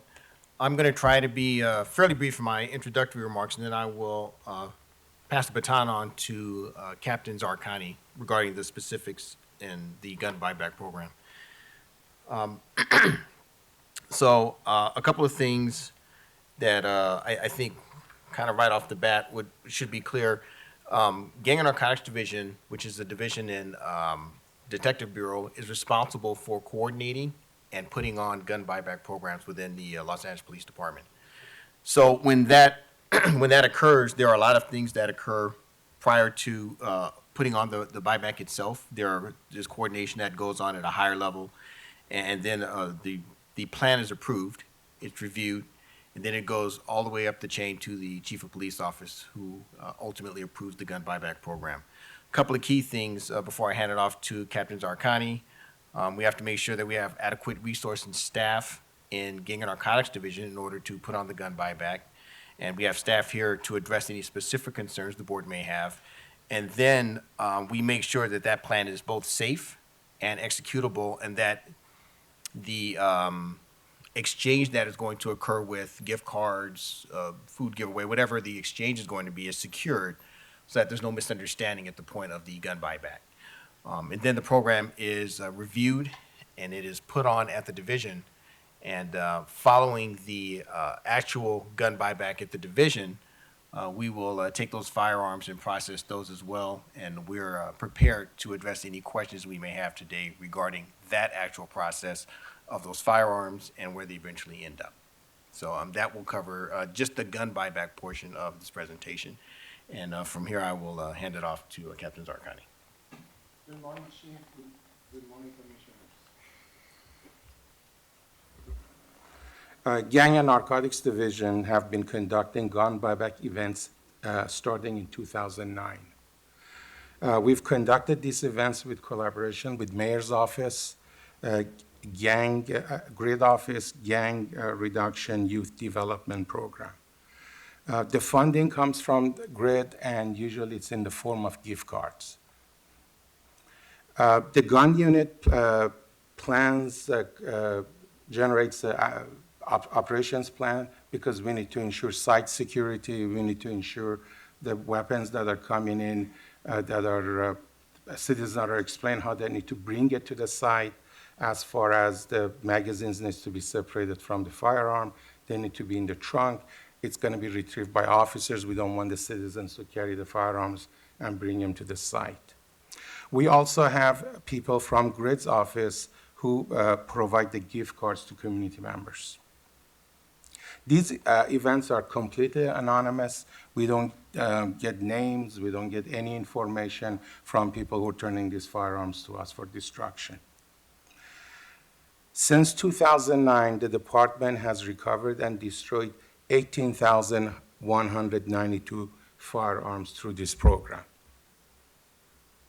What I want to emphasize is that this means that over 18,000 firearms that could have been out there and possibly potentially used for criminal activities or being accessed by juveniles and individuals experiencing mental illness were taken away and they were destroyed. 731 of those firearms that were recovered, they're classified as assault rifles or assault weapons. That includes the AR-style weapons that we've seen in a lot of these mass shootings. Additionally, GND during these programs have recovered the drop-in sears, which effectively converts a semi-automatic firearm into a fully automatic firearm, which is classified by ATF as a machine gun. Throughout the years, running this program at GND, one of the things we've noted is every time we have these gun buybacks, when it's particularly after a mass shooting event, we see a drastic increase in the number of firearms that are being turned in by the community members in exchange for gift cards to be destroyed. Right after Sandy Hook incident, we had a gun buyback. During that program, we recovered 3,710 firearms. 120 of them were assault weapons. The program offers a safe way for our community members to turn in their firearms for destruction in exchange for gift cards. The city will pay up to $100 in gift cards for handguns, long guns, and shotguns. The city also pays up to $200 for ghost guns and assault weapons. One of the things, trends we've noticed in the recent years is people who are making weapons in their home, in their garage, through these 3D printers, and they bring them to the site to basically exchange them for gift cards. And we have people from our gun unit and basically the test is if it's functional, we remove that and we'll take it out of the community, we exchange it. Now I want to talk to you about the process as far as when we get these firearms, what happens next? What happens to these guns? As I mentioned earlier, the event is completely anonymous and we do not require any records or personal information from any community member who's surrendering a firearm. All firearms are subsequently run through AFS, which is Automated Firearm System, to ensure that they have not been reported lost or stolen, or they're not under observation by Department of Justice. Any firearms that we identify as such, they're removed from the firearms that eventually going to be referred for destruction. The firearms, as I mentioned, that meet this definition, if they're lost or stolen, they will be returned to the lawful owners. And if they are under a Department of Justice watch list, they're transferred to the department or entity that's being assigned as an investigating agency. The recovered firearms are stored in our secure facilities until they're ready for destruction. Once the firearms are processed and ready for destruction, we use resources from Metropolitan Division, SWAT, and also GND resources to move these firearms to a designated location for destruction. The firearms are melted and turned into rebars, and subsequent to that, they're shredded. So everything there's nothing to be, there's no danger of them being used again, they're destroyed. Subsequent to that, our gun unit will enter that information into AFS and DOJ system that these weapon, those serial numbers were destroyed. In closing, I'd like to tell the commission that the department had set the standard for gun buyback programs. And we provided advice to numerous agencies within California, outside of California, even in Canada, how to run these events. We continue to stand ready for our next gun buyback program as soon as we're notified by the grid office that our fundings are available. Thank you for your time, and I'm ready to answer any questions. Thank you, Captain. Chief, go ahead. Yes, thank you. I'm going to cover our purchase of the weapons, what happens when the department obviously purchases the weapons are issued to our recruits as they're coming through the academy, and what happens with them when those personnel leave the department. So upon separation, firearms are surrendered by department employees who retire or resign and are returned to the department armory. Once the armory has an excess of firearms returned and or they are low on storage space, the returned firearms may be sold to active department sworn employees via the gun lottery system, or they may be tagged for destruction. So I'd like to go over the gun lottery system and procedures. The gun lottery is an agreement with General Services Division with the city that we can sell these guns to our department employees in good standing that are active.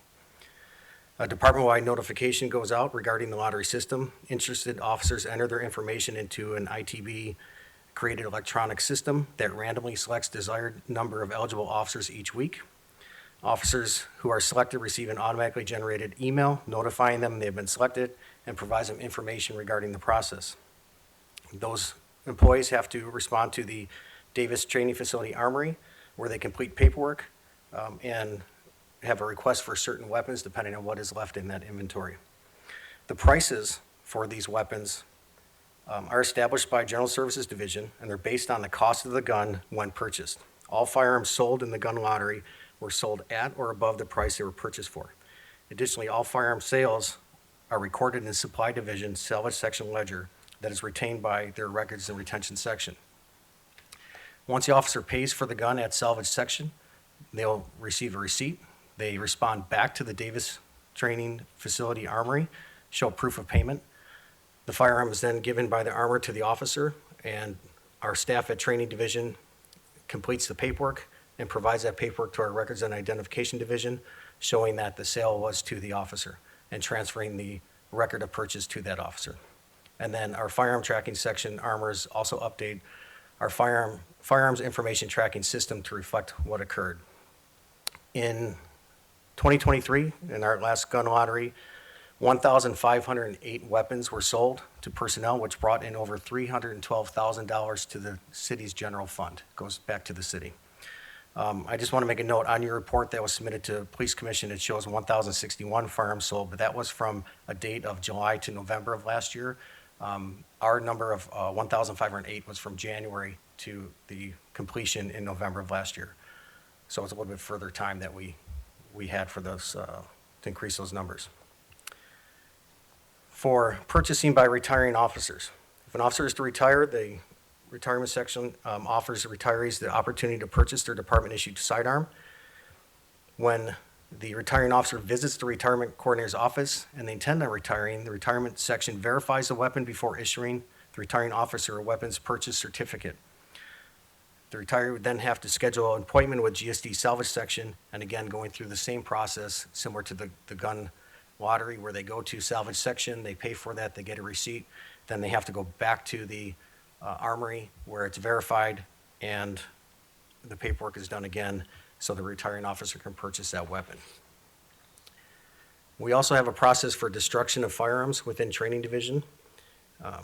If there's an excess of firearms, and for example, on this last lottery, there is an excess of guns that were not sold, and we have an issue with storage space, so now we're looking at possible destruction if we don't go into another gun lottery. So the armors will gather and sort the weapons that have been set for destruction. Each weapon is checked and cataloged. An armor lists the make, model, caliber, and serial number of the weapon set for destruction. A second armor verifies the information, and then a supervisor verifies that information again. A date and time for transport to destruction is established with a city vendor. It is taken, it is destroyed, and paperwork is, and the armors accompany that vendor as these things are destroyed. They verify that all the weapons are destroyed, that no parts are left that are operable. They actually run it through the system twice to ensure that it's ground up to basically fine powder. And all the paperwork is completed, and then that's how the city vendor will then get reimbursed by the city for their efforts. A research of our previous 5 years revealed that training division was only involved in one destruction of firearms. That just occurred a couple months ago. At that time, destruction of 236 converted property firearms. 194 were destroyed and 42 were retained for training purposes. So a converted property is what happens over the years, and we're looking at guns that have gone back decades that are in our storage. Unusual guns, different makes, different models that maybe the armorers have kept to learn and sharpen their gunsmithing skills, to learn how to manipulate those, learn how to train to fix those, whatever it may be, and then they have piled up. Those are guns that have come from property division. So for example, if there was an arrest of and I was given an example yesterday of an elephant gun that they had in inventory from many, many years ago. That was moved from property division to training division so the armorers could understand the mechanics of that gun and learn their gunsmithing skills should they be needed to put that into action at a future date. So the decision was made that those guns are no longer needed, no longer provide any value to our armorers, so they were destroyed. So that covers, again, the gun lottery, separation, and retirees, and our destruction process for training division. Again, it's only happened one time in the last few years. At this time, I'd like to turn it over to Police Administrator 1 Betty Collins, who can talk about retention of firearms that are taken into custody and the overall destruction process for the department. Good morning, everyone. President Southers, Vice President Shields, Commissioners, City Attorney Delagara, Acting Executive Director Mr. Sibley, Acting Inspector General Ms. Yu, Chief Choi. So EMD, we strive to have at least 2 gun destructions a year. We work, so there's a lot of coordination that has to happen with the vendors and also with Metropolitan. So I'm just gonna go through our process. A lot of it mirrors what's already been shared, but EPMD basically runs a report within our property management system. And so what that report does, it provides a listing of guns that are up for destruction consideration. So that report is actually provided to G&D, who provides a secondary check. G&D verifies that each gun listed is approved and approved to move forward for the destruction list. So this is going on actually on a monthly basis that we're providing this list to G&D. Once we start receiving lists back, but even before we receive lists back, we're checking this property management system. Usually we won't schedule a gun destruct until we've reached about 2,000 guns that would actually be a part of the event. So the guns that are approved for destruction, they are prepped, which means we verify that the gun that we have physically matches the information, that we're actually, destroying the correct gun. And so all the guns are actually, once we have all this and working with Metro and our vendor with the date, those guns are actually transported to the destruction site. So EPMD personnel will conduct all of the movement of the firearms into the shredder. And so these guns are shredded, they're like powder, and we'll actually do a physical verification. EPMD personnel would do that. So once the destruction event is complete, that report, because we'll go back into our property management system and do an update. We'll run a report of those guns that were destroyed on that date, and that information is provided to records identification, and they'll update the APHIS automatic firearm system. So once APHIS has been updated, records and identification, R&I, will return that report to EPMD for filing. So that is basically like our process. It does mirror a lot of what's already been shared. Okay, thank you. Detective, any comments? No, sir. I'm here in support of Gang and Narcotics Division Gun Unit. Okay, thank you. Chief? That is everything. I think we've covered all the things, aspects, so we're open for questions, obviously, from commissioners. Thank you very much. I'll start with Commissioner Briggs. Thank you, Commissioner Suthers. I had requested this report, and I had requested the report because there has been media reports that suggest LAPD has sold guns to members of the public. Those guns have been subsequently been used in crimes. While not directly tied to LAPD, the inference certainly was there that guns have been sold by our department to members of the public, and those guns may have ended up in the use of a crime. So I wanted to know what we as a department do with guns that come into the possession of LAPD. And I think you've answered that today, but just to reiterate, number one, from the gun buyback program, all of those guns that we receive are destroyed. Is that correct, Deputy Chief Hamilton? That is correct, sir. Okay. And number two, all of the guns that officers are given when they become a police officer, they either return those guns to the department or they're given an opportunity to buy them upon retirement. Is that correct? That's Deputy correct. Chief Rayner? The issued firearm, correct. And for those guns that are in excess of inventory from when an officer does not want to acquire the guns that have been turned in by retiring officers or officers who have separated by the department, those excess guns, they are destroyed. Is that correct? Destroyed or used in the gun lottery. And that lottery is confined to law enforcement personnel, not members of the public. Is that correct? That is correct. And then weapons that we obtain from, say, suspects who have weapons, illegal weapons, and that come into our possession when they are arrested, it's my understanding, based on your report, that those weapons are destroyed. Is that correct? Yes, sir. Unless, of course, they're needed for evidence in a case, correct? Correct. Okay. Have we now dealt with the universe of guns that come into the possession of LAPD? Yes. So they're either sold to law enforcement or they're destroyed. That's correct. I do want to bring up one side point. in 11 years ago, in 2013. There was a agreement with a authorized city vendor to transfer 855 guns back to the vendor that we are in contract with for credits for purchases of new firearms.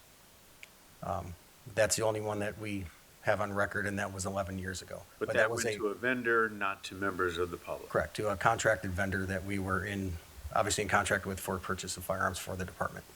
Thank you. I have no further questions. Vice President Shields. Thank you, and thank you, Commissioner Briggs, for that kind of synthesis of the findings here. I think it's helpful to dispel the myth that the LAPD is involved in selling guns to the public. I did have one question, though, on the gun lottery system and whether there are any restrictions placed on officers who purchase guns through that system about whether they can then go on and sell to the public. There is not. There are no restrictions for that officer, so not that I'm aware of. So whether it's an officer getting a gun through retirement or an officer getting a gun through the gun lottery system, I don't know of any restrictions that they cannot resell that gun.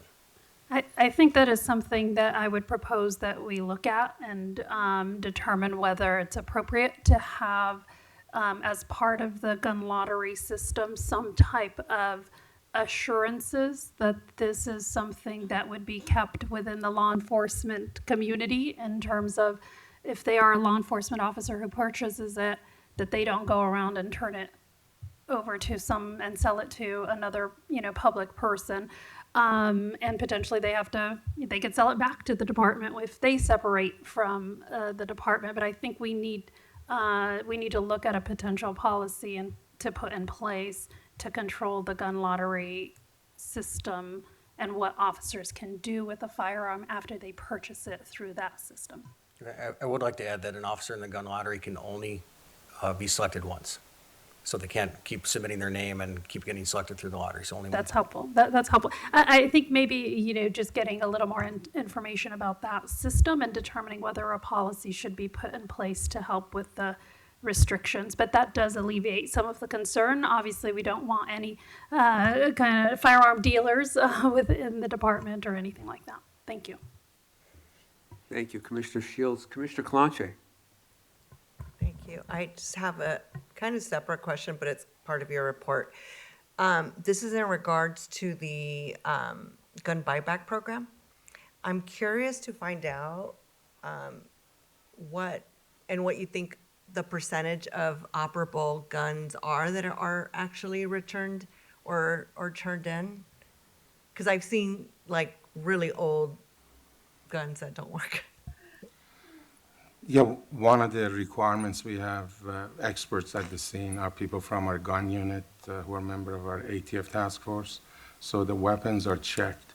But you're correct. I mean, there are times we've seen some old weapons, but there's there's still a danger as long as they're able to operate and it's it's able to fire around. It's something we want to remove from the community. So whatever is turned in has to be operable? That is correct. Yes, that's one of the requirements. Okay. That's helpful. Thank you. Thank you. Commissioner Garcia. Thank you for the presentation and clearing up some of the misinformation I think that has gone out in the media.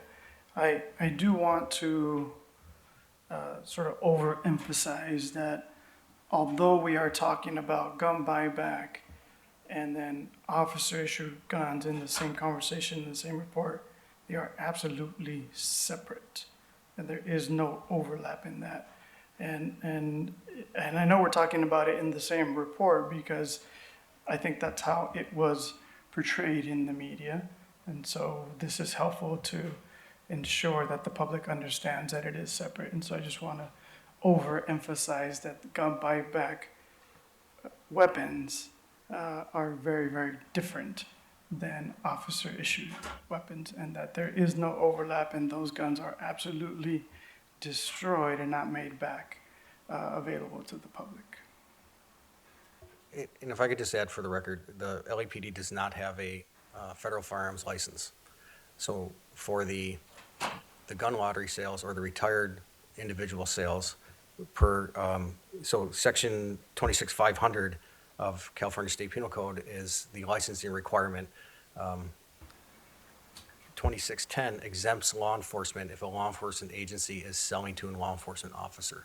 So that's how we're able to do it only for officers, but we cannot sell to the public, nor can we take any firearms from property division and use those in the gun lottery. So it's very strict in what we can do.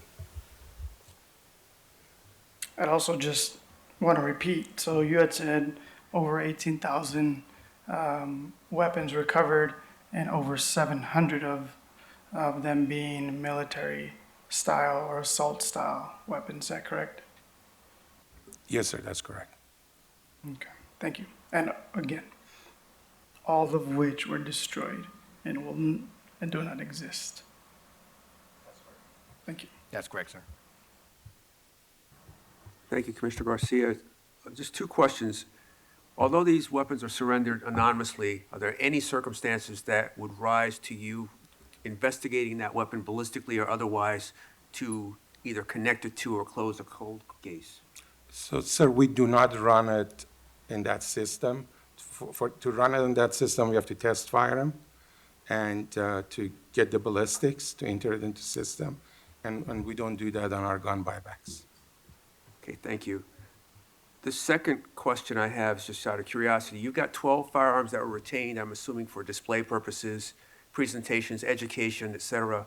Why those 12 weapons? What makes them so unique that they were retained for these purposes? I'm going to ask Detective Hoffman to address that.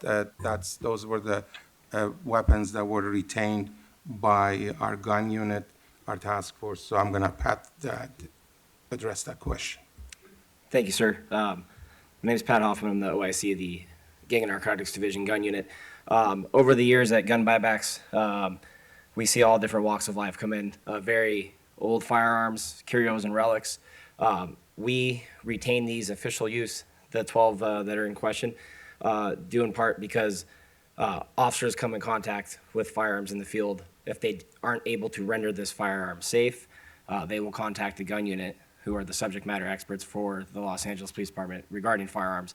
Having the ability to retain official use these firearms gives us, as the experts, the opportunity on a day-to-day basis to function and manipulate these firearms to be able to provide expertise, insight, also download and safely handle these weapons in a safe manner. Not only does it benefit us for court purposes, but it benefits us for officer safety purposes. So we can then regurgitate that information to our patrol personnel, to our additional divisions, so they know what to look for and what we are coming in contact with. So the educational benefit of retaining these firearms is you can't really put a price tag on it.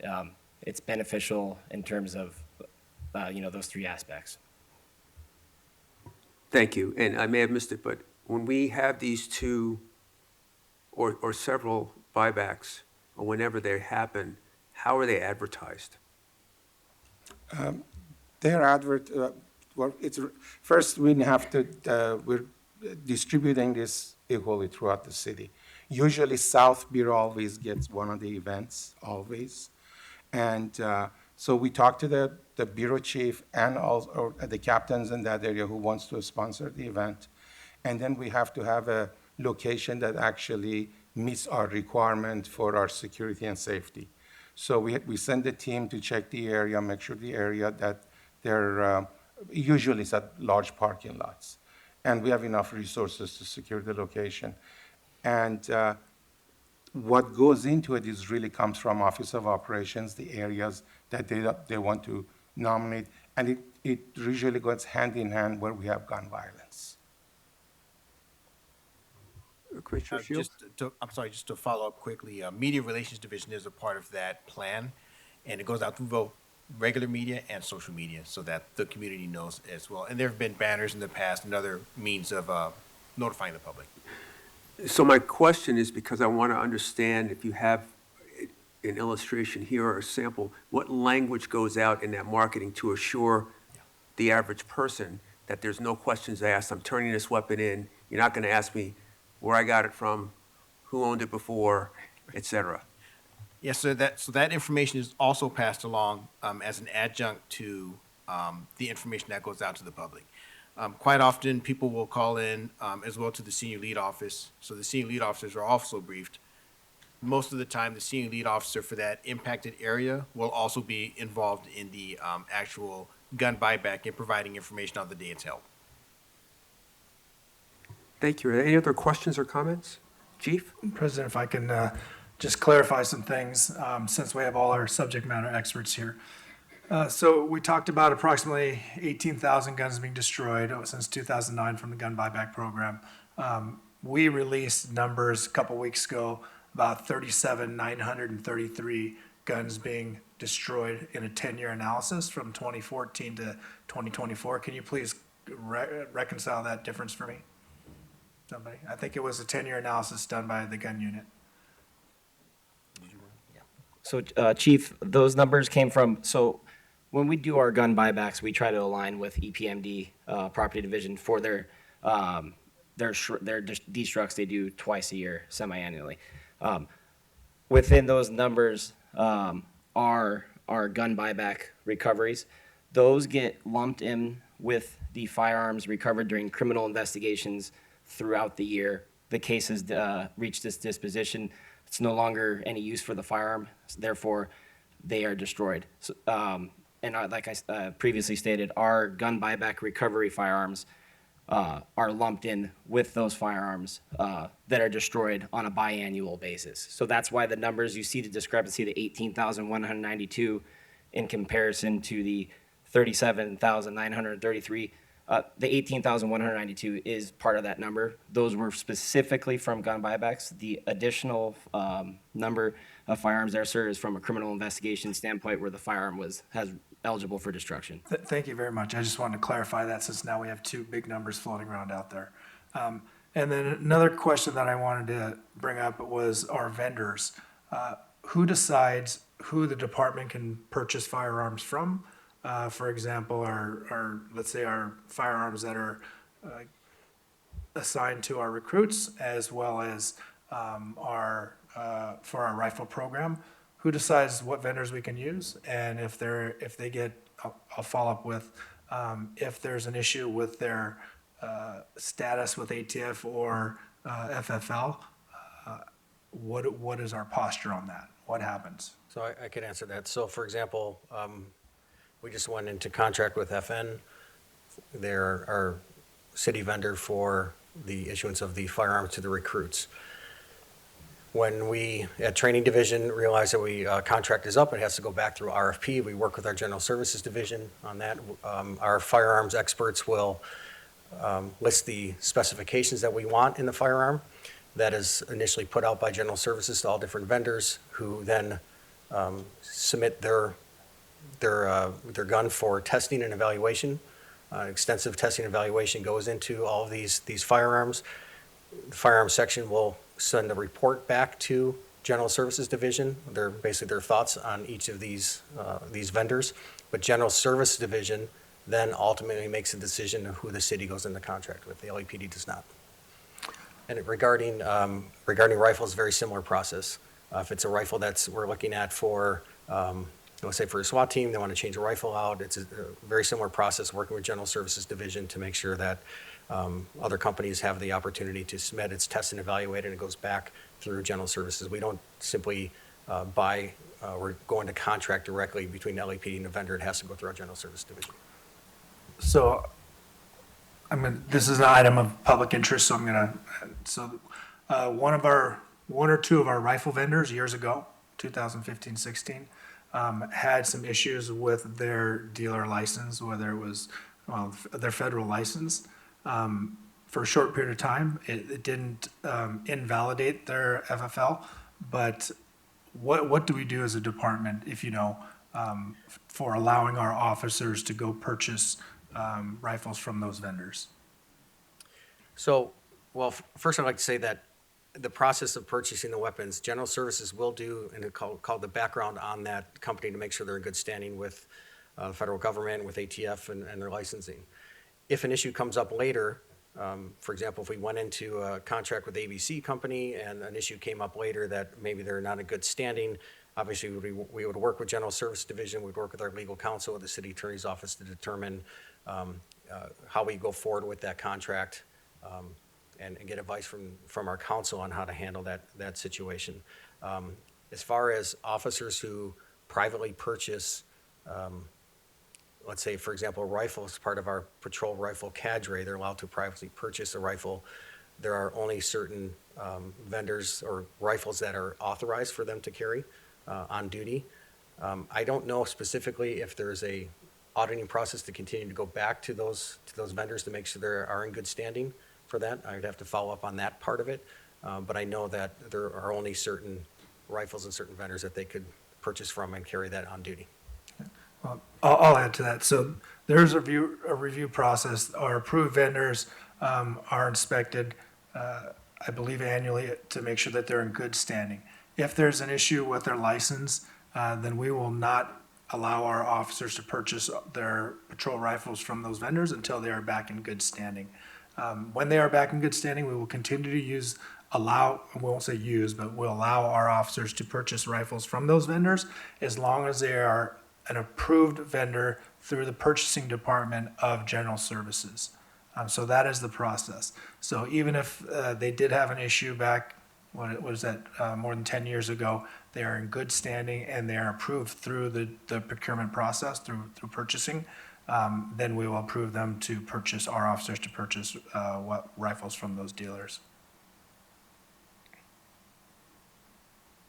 Thank you. Any other comments or questions? Okay, hearing none, I would move that we approve the department's report. Is there a second? Second. It's been moved and seconded. All in favor, say aye. Aye. Motion carries. Thank you all for the report. Appreciate it. The commission will now recess into closed session. The Board of Police Commissioners will now recess into closed session to discuss item number 5A1 in accordance to Government Code 54957.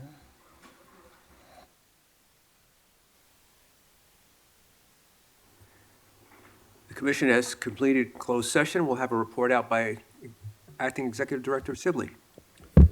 Thank you, Commissioner. Item 5A1, which is officer-involved shooting 032-23. At the regular meeting of the Board of Police Commissioners on June 11th, 2024, during the closed session, the board made the following findings by a 5-0 vote. For tactics, tactical debrief, 2 police officers, 2. For drawing and exhibition of a firearm, in policy, no further action, 1 police officer, 2. For less lethal use of force, in policy, no further action, 1 police officer, 2.